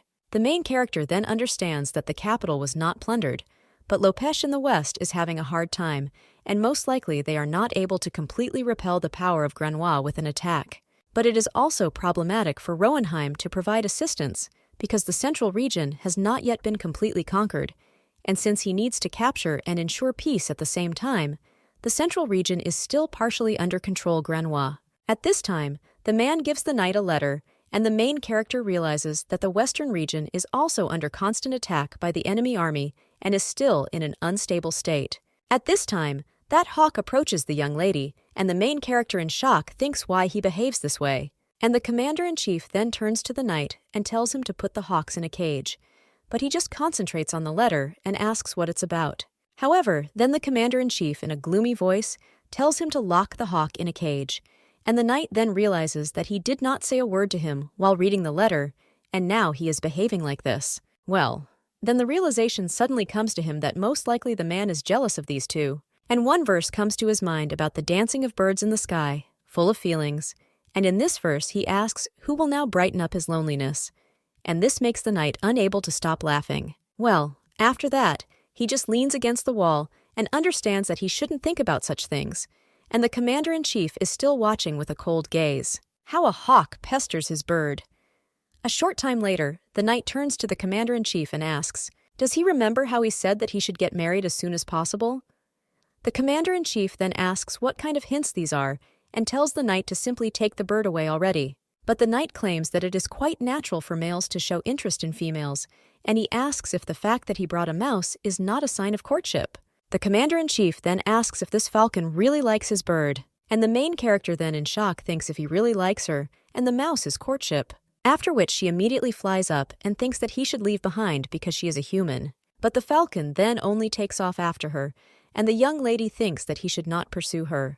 The knight then tells the gentleman to take a look and just smiles, but the main character at the same moment flies to Valhalla, after which the man looks at this falcon and tells the knight that his birds don't like it, so let him remove the falcon. The knight then, a little puzzled, asks why Sir is doing this, and the other messenger birds died, so they need them to make new ones. However, the man then only asks whether animals have the right to refuse. Roger then, in dismay, says that no, and that is, how can they understand that this is a refusal? And after all, the commander-in-chief is not a bird to know for sure. And then Valhalla says that in any case, it's not he who then tells the knight to lock the falcon away, and this is an order. The knight then says that he obeys, but then realizes that he cannot believe that a man is giving orders for the sake of such a banality. The main character then realizes that she almost lost her bird's innocence, but she didn't even exchange glances with the man, so where does she belong in the role of mother of the chicks? However, the knight then turns to the commander-in-chief and asks if he is already worried, and Valhalla then only looks at him furiously. And the knight then runs away, but claims that he has simply never behaved like this before, and he has finished reading the letters, so he will go. Well, the commander-in-chief then only coldly tells him to stand, and the knight understands that the tongue is his enemy. However, when he turns around and asks what such and such a man says to take this hawk with him, and the knight asks what this gentleman is talking about, but he just looks at him furiously and asks if the knight should repeat it then, and then he flinches and then says that there is no need, after which he leaves with that hawk and says goodbye. And when the bird is taken out the door, he screams, and the main character thinks that, thank God, they took him. After conquering one of the main cities of the central region, as well as leaving the recaptured castle, the Rohenheim remained in the camp. Now the man turns to the main character and tells her not to make noise, because there may be people there who want to harm her. The main character then thinks what happened to the messenger from Grenois, and the girl thinks that she is Valhalla's second body, so there is a rumor that when she is plunged into eternal sleep, he will be plunged into eternal sleep. The girl then realizes that he was trying to hide her because the news of the loss of the Eye of the Sky would raise the morale of the enemy. Well, the girl doesn't understand why he does this, when he can simply hide her in another tent? Or perhaps he wants the girl to listen too. Well, when the young lady is covered with a basket, the commander-in-chief says to let the messenger in, after which he enters the room and tears off the package, after which he begins to read with a stutter. It says that they greet the commander, and the leader of the tribe reports that he came to them with an offer of negotiations. The knights then become a little wary and realize that Grauna is a conquering state, and the United State of Grauna continuously started wars in order to distract the population from internal conflicts. Their strategy was not to rule, but to conquer them. Due to this approach, they did not bother learning the language of other countries. However, the difficulty of understanding their speech was ignored even when signing international relations. And the fact that they are now chasing stutters means that they must catch the knights if they want to negotiate and believe their language is not even worthy of learning. After which the commander-in-chief screams that enough is enough, and the messenger shudders from this. The man thinks how dare they send such an incompetent messenger, and then tells him to give him the letter and he will read it himself. However, when the commander-in-chief reads this letter, he begins to understand its essence. After which he looks at the messenger with a furious gaze, and then he hands the letter to the knight and tells him to read it out loud. The knight then begins to read, and says that it is written about the withdrawal of troops from the south to the 4th gate, and holding the front line for 40 days, and also that the 8th Princess Raimonda will be kindly transferred into their possession. It also says that the surviving 8th princess will go to Rohenheim immediately after returning to her previous positions, and they will send one of the princess's personal belongings as proof. Now the commander-in-chief asks if they have one of Her Highness the princess's things in their hands, after which one of the knights hands the commander-in-chief a package with something, and he says that they should detain the messenger and not take their eyes off him, because they will not let him go until they prepare an answer, to which the knights agree, and a little later they are all looking at this package. One of the knights then turns to the Sir and says that their opponents are telling lies on their ears because their army captured the palace, so they have the princess's personal belongings on their hands. The other goalkeeper then says that Kayan is right, and 40 days is already too much, because by that time reinforcements will arrive to them from the north, and he is sure that this is what they are counting on, and the other guy says that not to mention the fact that the thing could have been removed from a non-living body. The man then takes something out of the bag and says that whatever is in this paper bag cannot serve as proof that the princess is alive. However, when he takes out the ribbon, everyone understands that it is a royal family pattern, and the main character, looking through the basket, understands that this is her thing. One of the knights then claims that these people are taking advantage of the fact that they do not know the whereabouts of the heirs, and the other knight turns to Sir Athorn and asks if they are not in the same position, and he does not think that they know where they are. But the blonde then asks why Sir Toby took it. 3. The man claims that if they knew where the 1st or 2nd princess was, wouldn't it be more profitable to say that this thing belongs to them? And the other knight then claims that, however, if the 8th princess is still alive, then she is the only heir who. But the commander-in-chief then raises his hand and tells them to be quiet, because the question is why they hear about a princess they don't know. And after all this time they were looking for the heirs of the royal family, carefully documenting every piece of valuable information. But despite this, they did not find a single news about the 8th princess. Yes, today, having received a letter from the enemy, Sir Luke then turns to the commander-in-chief, asking what he thinks about this, and he says that he thinks they have no reason to lie. The knight then says that if they capture the front line and at the same time cannot guarantee the safety of the princess, they can again capture 4 castles before the arrival of the enemy attachment. And the other knight says that this is true, and they know it very well, so why should they lie without benefiting themselves? Another knight then asks how Granois can trust them and announce that they will release the 8th princess. And the other knight says that this is exactly what he said, because they can violate the agreement on the front line as soon as they return the princess, and there is no point in doubting because it was their side that invaded first, so if he were in their place, he would hold her hostage for as long as possible. But the commander-in-chief says that there is something fishy with these negotiations, after which he rises from his seat and says that, for now, the heads of the squads should send troops to search for information about the whereabouts of the 8th princess. And then he also plunges the knife into this paper, and he demands from Granois a handwritten letter from Her Highness the Princess, after which he says that they are all not free. He then approaches the bird and picks up the basket that was covering it, and also states that it is all over. The young lady then wonders if she is really alive and realizes that it is just as she thought. This blue satin belt with ornaments was given to her by the viceroy for the ceremony and coming of age. But the girl thinks that it is not so important when she received this gift and from whom. But what is important is that on that day, she and her other brothers and sisters fled from the palace. And at that moment, I only managed to take this tape with me. The girl now thinks how stupid it is because this thing has become important to her because it belonged to her mother, who died 3 years after her birth. The main character recalls how His Highness said on the spot that the girl's eyes were similar to her mother's eyes. The young lady only worshipped him, and he claimed that the time would soon come to marry her off. The girl understands that they wouldn't have known her age if it weren't for the coming-of-age ceremony, and since he allegedly wasn't interested in her personal life, she entrusted everything to Lin Bessie. And this happened when she was interested in marrying her off, and when the young lady was still alive. The girl understood that she would marry a man whose name she did not know and give life to a child in exchange for her own. This was outrageous, and the young lady wondered who she was to involuntarily put her life on an envelope. Only she was responsible for herself. The young lady realizes that her mother was the viceroy's second wife and came from a family living in the central region. A family so poor that it is not even depicted in portraits. She probably knew that the child of a queen without power would not leave a significant mark on history. She knew, but still gave the young lady a life that neglected her own. And the young lady thinks that even though she had no father, and there were no records about her in history, but the woman was the one who wanted her to be born. And my mother cared about her more than about herself. The young lady realizes that she saved her patterned ribbon after receiving it during her coming-of-age ceremony, and I never wore it.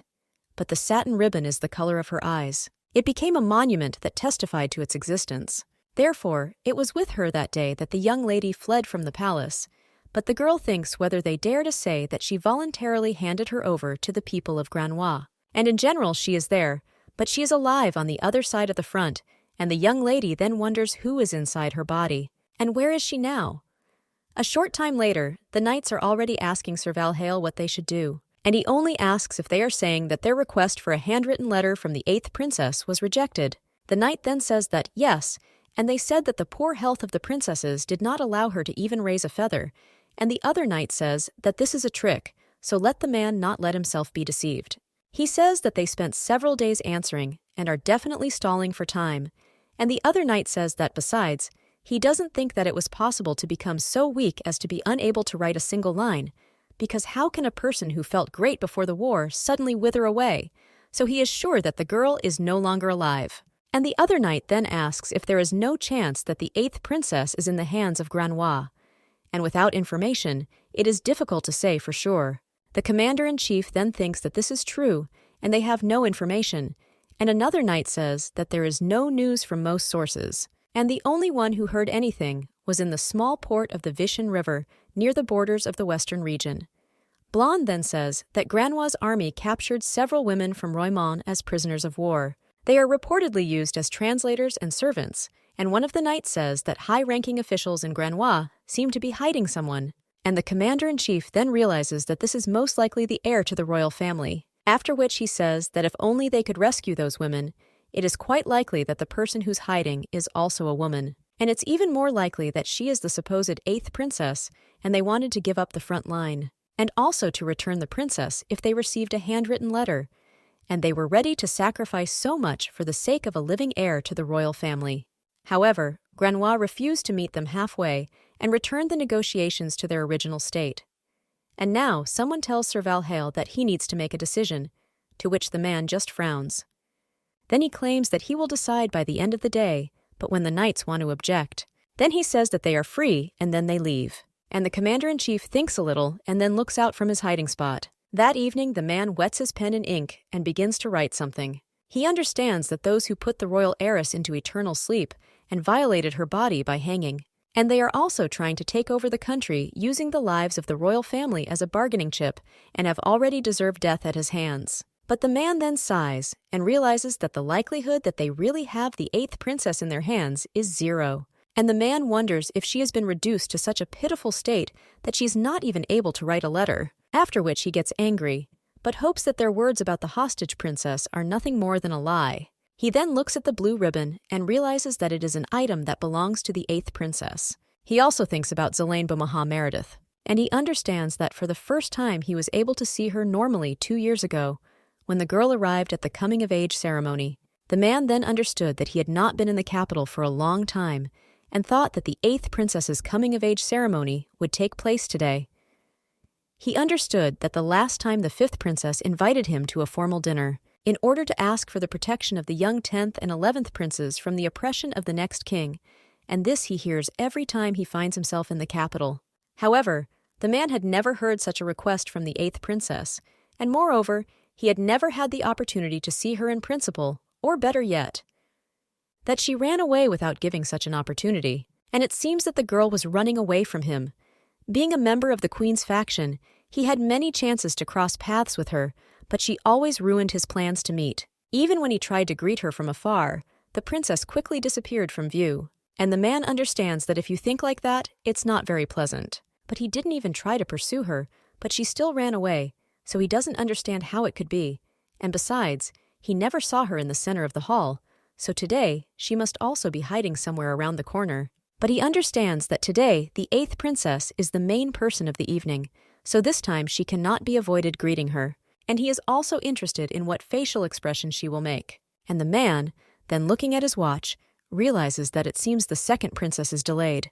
The man has a habit of checking the time while he waits, and now he thinks that he will have to wait a bit outside the banquet hall. However, then he sees someone running up the stairs and wonders if it is the 8th princess. The man, looking at her, understands that the girl has such a pure and innocent face, and based on what he heard, she is an ordinary quiet girl who does not like noisy parties. And after all, she is like a bird locked in a cage, believing that life is limited by the walls of the palace. But her gaze was fixed on him as she ran away and was filled with denial of the fact of imminent and inevitable death, because the girl was not going to give up, and despair was mixed with her hidden desire to live. And also the gaze, as if directed at the enemy, was like that of the last soldier. Therefore, the man thought that it turned out that the girl saw him as her worst enemy. And at this time, the 2nd princess approached him and asked what he was thinking about. The man then shuddered a little and asked if it was Her Highness Damiella. The girl then claimed that she was a little late and chatted with Lebensi, and then said that they should go. And a little time later, someone already reported that Her Highness and Damiella had arrived Bumha Meredith and Sir Valhale of the Lumares family. The guests immediately began to greet Her Highness, and the man understood that it felt like she was the main woman of the evening. But, however, attention has always been a part of her world. After all, she is the closest blood relative of the next king and the lady of the commander-in-chief of the Ronheim army. The woman now turns to the commander-in-chief and asks if he will bring her something to drink, to which he agrees. And a little time later, he already gives her a glass. Well, the girl then claims that she needs to go to Lynn Bessie because she forgot to tell her something, and the man then bows and then agrees. Well, the girl then only went to her sister and greeted her with the taking. The knight then told the master that he thought he would want to stay a little longer with the 2nd princess. He also claimed that the attention of women would be drawn to him if she was not around, and the commander-in-chief said that he accompanied her for the evening and shared the first drink, so everything was in order. However, the knight then says that they have such a good relationship. So why is he behaving this way?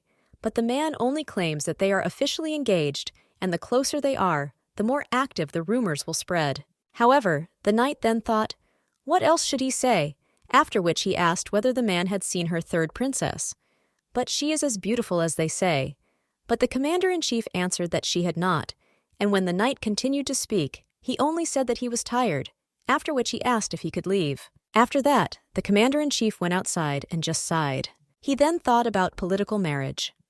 The man understood that there was no connection between them either at the level of emotions or at the level of communication, and this marriage is just a way to lure Roenheim to his side. He also understood that there was nothing between them and thought whether it was right to insist on marriage when none of them wanted it. And then he asked whether this choice would only weigh on him. The man understood that the fact that the main figure of the evening was the 8th princess, and she remained in the shadows, was therefore too confusing for him. Well, then he heard the door opening and realized that he needed to hide. Then the main character went out into the street, and the man wondered in shock if this was really the 8th princess.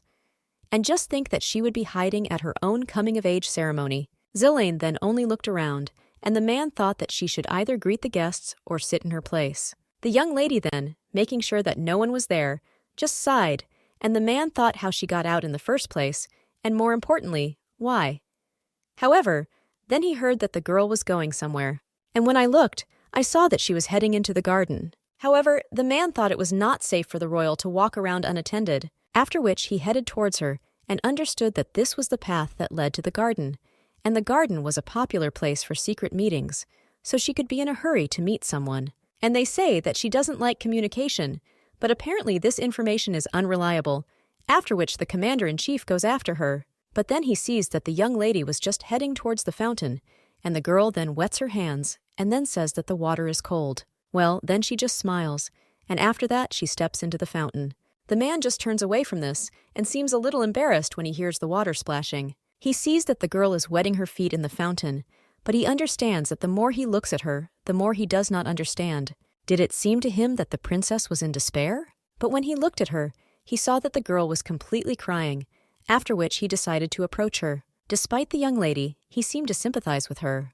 The main character was crying at this time, and the commander-in-chief was watching her. But then he decided to go back around the corner, and the commander-in-chief then wondered how he dared to think so. After all, everything and everyone in this place is rotten through and through, but not her. When her lady finished crying, she climbed out of the fountain and understood that she needed to return.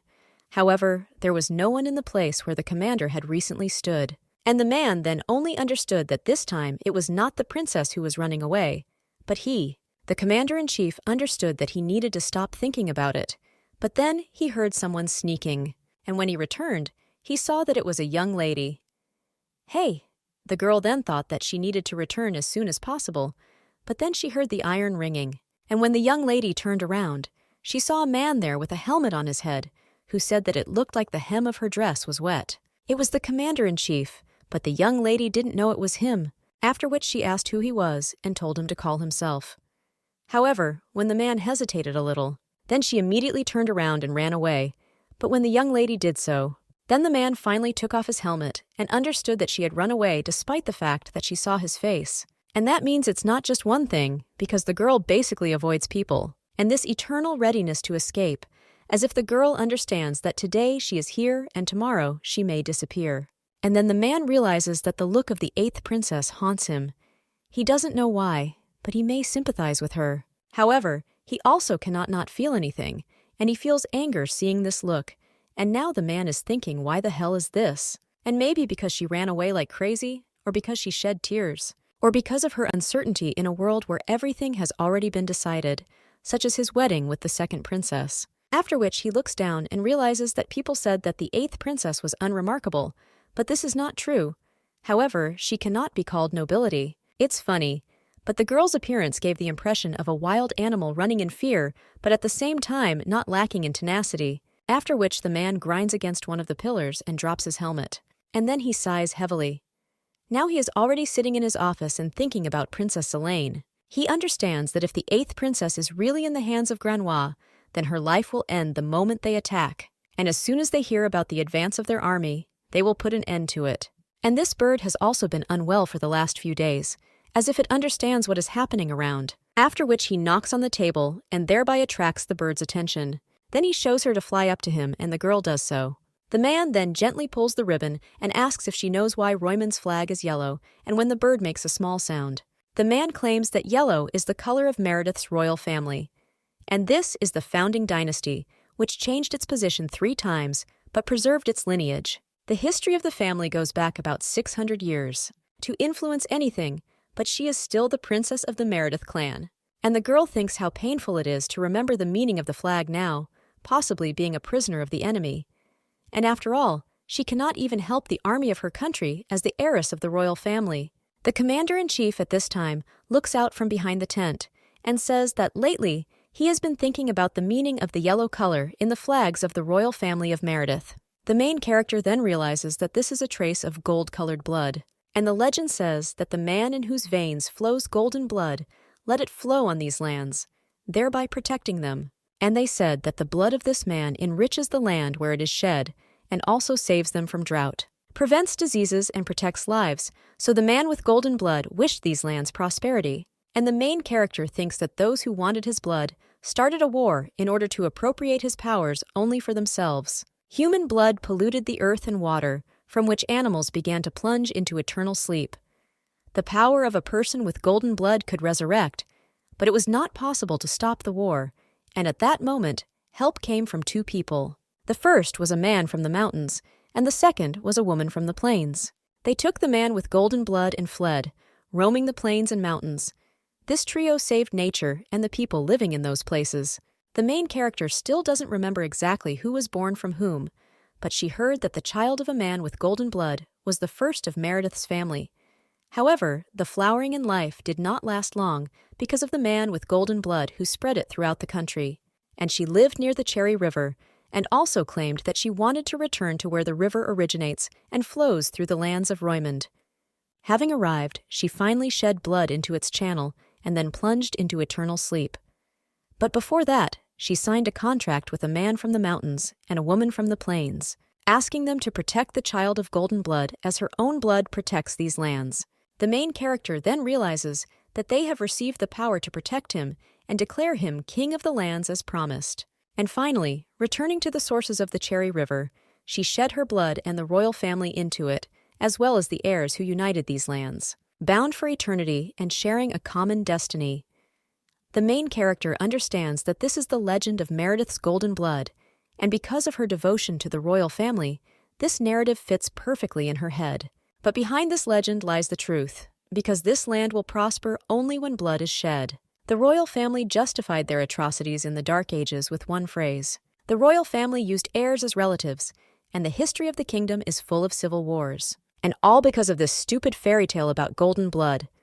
The girl doesn't know whether this man's blood really made these lands bloom. Well, now, after so many immersions in eternal sleep, it is obvious that this legend is just a fake. And the golden color of the flag was taken from the legend of golden blood that was originally shed to protect people. And yet the young lady cannot hate the flower of her country, Roymond. The man then claims that the Meredith dynasty is now under threat of extermination, and so many heirs of the family have already been found dead. And now, perhaps the first living heir, the 8th princess, appears. After which he turns to the bird and asks what she is thinking, and when the young lady drips a little on his finger, then he says that it means she thinks it's worth abandoning the 8th princess, who could be the only heir, and save Roymond. But after that, he gets a little angry and asks whether it is worth trying to pull the princess out of the clutches of the enemy while betraying the lives of the people who live in the territory where the war is now. And the main character then barely holds back her tears and realizes that her existence has become a hindrance. And what's so special about this legend? Because she's not even capable of anything. The girl understands that it's funny that her life is equivalent to the life of the entire country, and the man claims that without the heir to the royal family, the armies of the country will not be able to unite, and civil wars will break out in the kingdom again.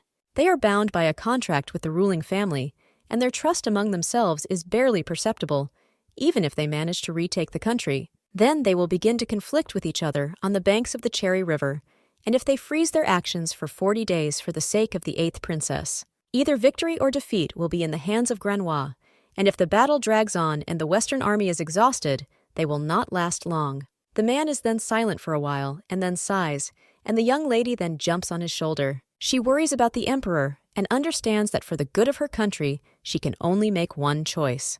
Then the commander-in-chief falls asleep, but when he does this, he feels like someone who is stroking his head. When he opens his eyes, he asks if it is the princess. And the girl then turns to Sir Valhale and says that it must be very difficult for him, and she asks for forgiveness. But he says that everything is not so, but the young lady asks Togo to hold out a little longer for the good of this country. She says with tears in her eyes that because everything is fine with her. The man then extends his hand, but then he opens his eyes and realizes that it was just a dream. When he looks back at himself, he wonders if he is really wrapped in a blanket. And when he heard someone rustling in the blanket, he wonders who is there. When he opens the blanket, he sees that it is a bird, and then he hugs it. The next morning, the man is already near the stream. He is washing himself, but then Zelene remembers Bamaha Merdith wonders what was hidden behind the tears that she shed while standing in the fountain that day, and whether the girl laughed at her plight or paid tribute to the life to which she barely clings. And what does she want so badly now, when both her and the life of the whole state lies in his hands? The man then walks into the stream and wonders what the young lady was thinking about then. However, then it's as if his heart is stabbing and the man grabs him. However, then he hears his bird, and when she sits on his shoulder, the man asks how she found him. But after that, he looks at Roimon's ribbon in her hands. He also tells the birds to return because the war with Manhwa is still far from over, and he has not yet decided. However, the main character then only waves her head as if telling him not to do that, and the man then only mumbles what she is talking about, and whether the bird wants to put Roimon's victory above the life of the princess. After which the young lady just nods, and the man remembers how the girl with tears in her eyes in his dream claimed that she was fine. And then he clenches his teeth and says that the bird dared to cross the line. He also asks if she wants him to leave the girl and choose Roimond, and she doesn't know anything because it's not that simple.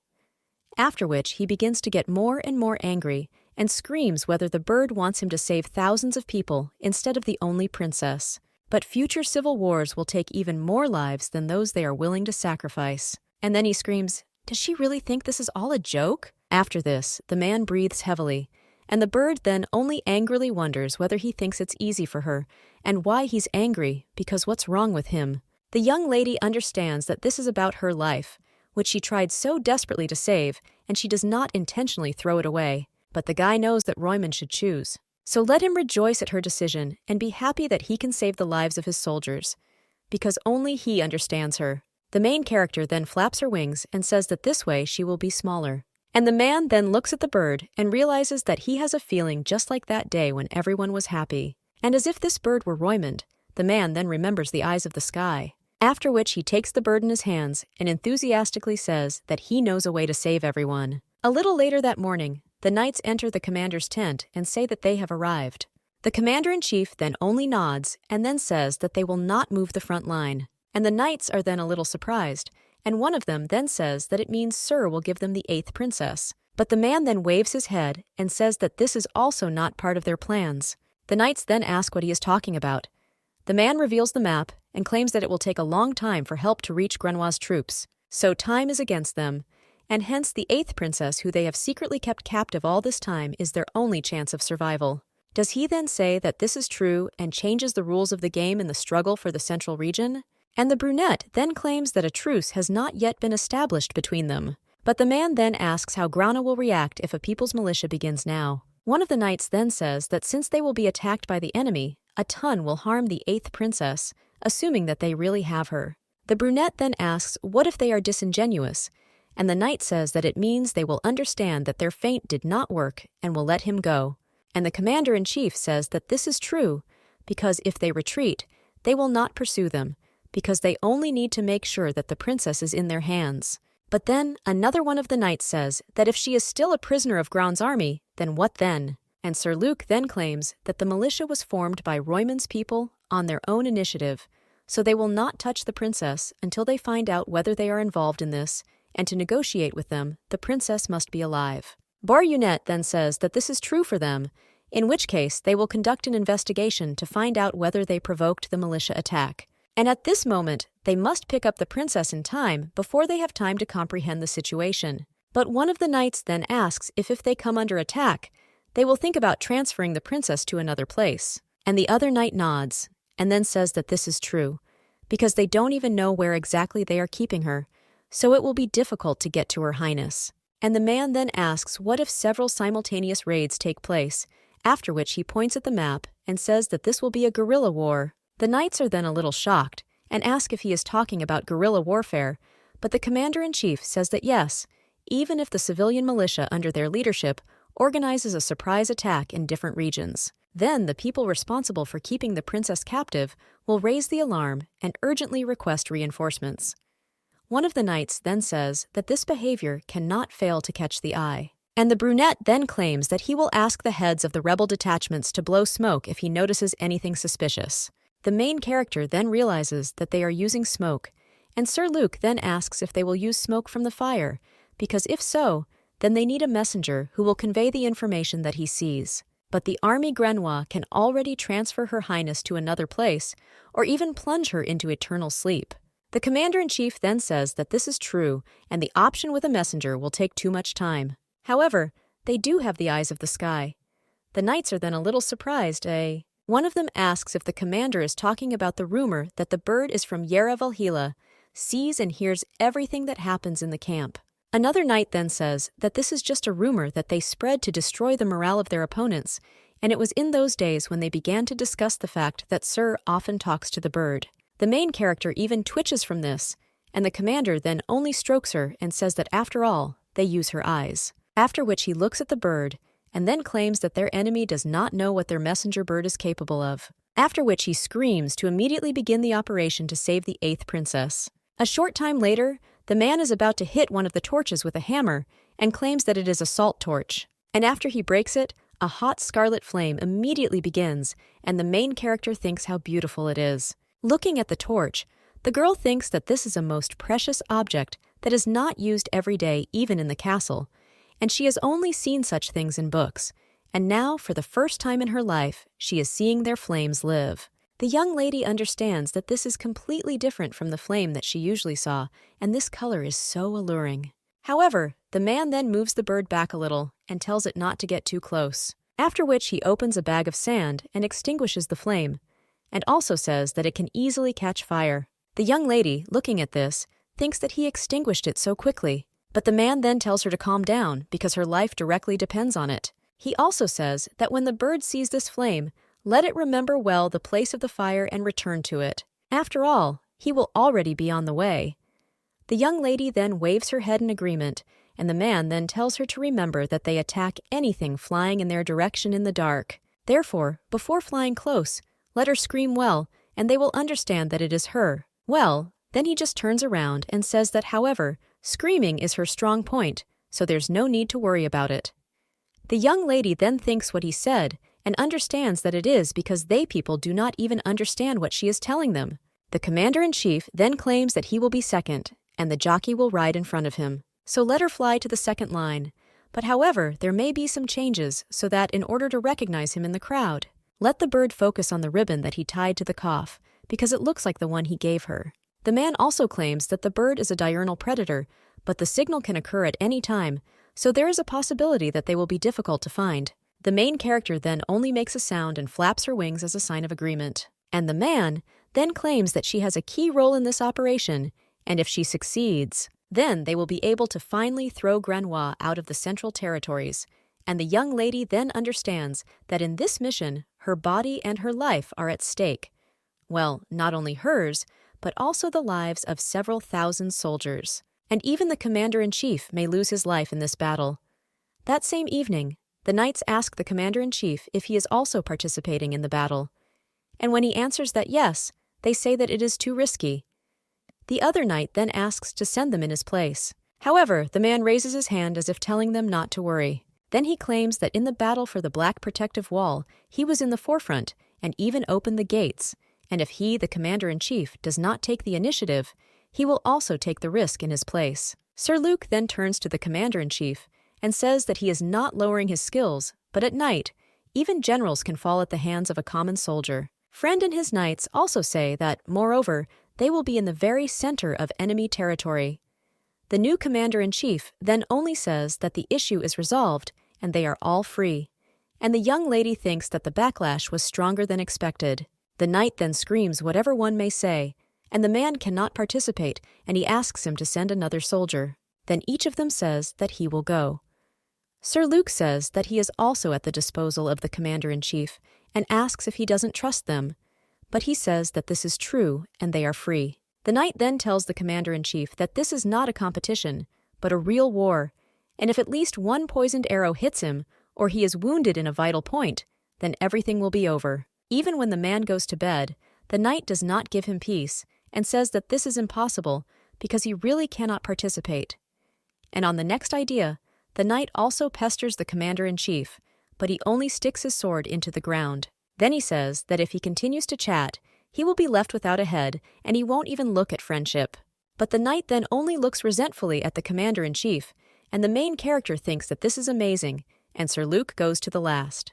Valhalla then only sighs heavily, and the main game doesn't think about what they should do if he really dies. She understands that the knights will be very upset, and even she will not be able to help them. But then the girl twitches and realizes that she will never allow this to happen.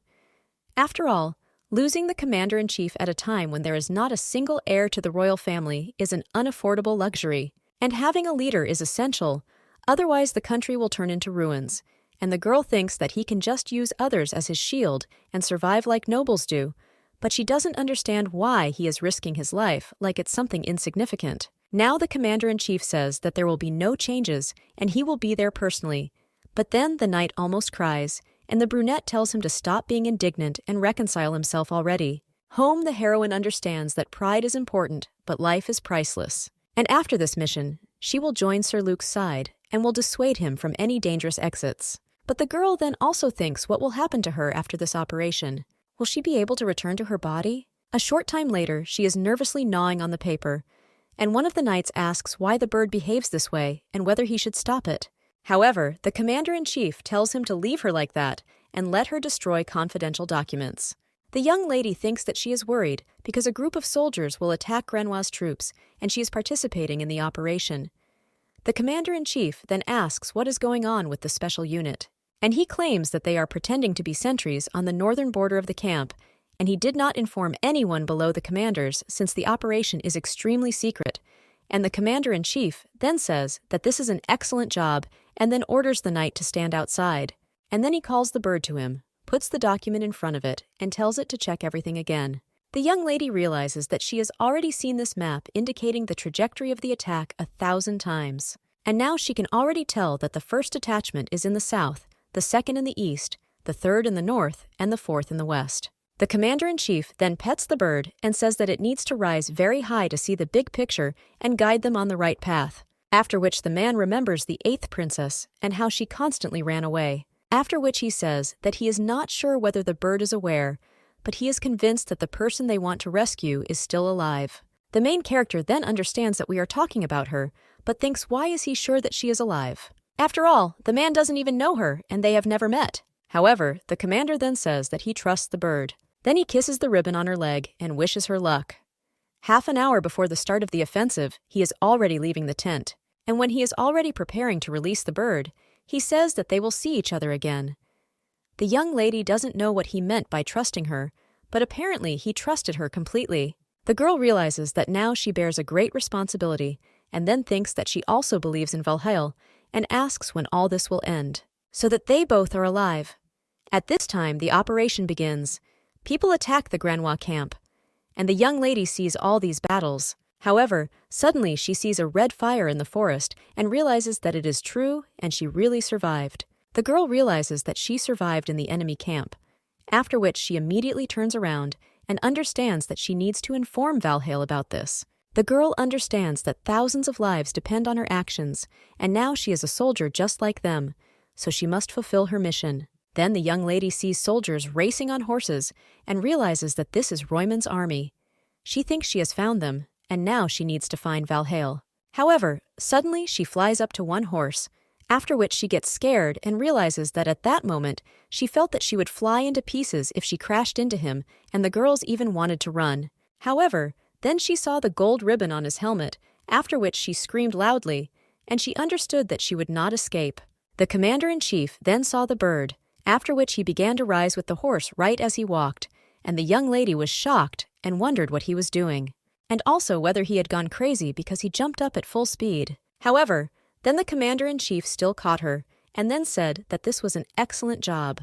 The young lady then realized that Valhalla was able to, but then she realized that she needed to quickly point to the camp that the 4th squad was attacking, and the young lady showed where they needed to go. After which Valhalla shouts that they are heading south, and then unties the ribbon on his helmet and gives it to the young lady, and also tells her to return to base. The commander-in-chief also claims that he will return soon, and then releases the bird. And the main character understands that he must return. At this time, the man is cutting the fabric of one of the tents. And when he sees that there are 2 girls inside and a princess lying on the bed, he immediately takes off his cape and wraps it around the princess. The commander-in-chief understands that he needs to get out of there and then immediately runs out of the tent. And then he gets on his horse and says that they are returning. When the army heads towards the camp, the enemies shoot and scream that they need to stop the army. One of the knights then informs the commander that they are being attacked. The commander-in-chief then tells him to blow the trumpet, and the knight then uses the trumpet to announce that the operation was successful and the troops need to retreat. The man, holding the princess in his hands, understands that it does not seem that she offered resistance, even when she was in the clutches of the enemy, and he doesn't even know whether she has lost her mind or is still sleeping. But when he looks at her, he wonders if she's really sleeping, and although the girl is now in his arms, the commander-in-chief has the feeling that she will disappear if he just turns away for a moment. As if she always ran away as soon as she saw him, and then Valhall, with a smile on his face, realized that he had finally caught her.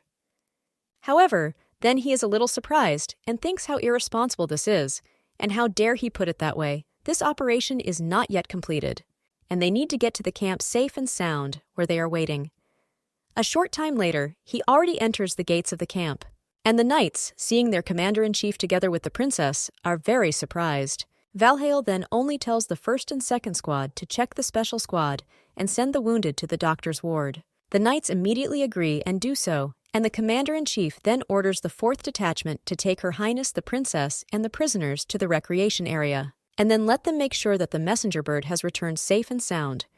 The man also addresses the first squad, and he tells them to prevent the soldiers from unrest and also reveal the news that the princess has returned until he orders otherwise. And finally, let the 3rd detachment go with him, to which Sir Luke agrees and says that he has prepared everything. After which they head to the tent, and the knight reports that this is the chamber he asked for, and it does not stand out in any way, so it is safe there. The commander-in-chief then says that it's good, and they can ask a little later about the state of affairs, and when the man puts the girl on the bed. Then the knight, seeing her face, is surprised, and says that this is really a princess. The young lady just lies unconscious on the bed,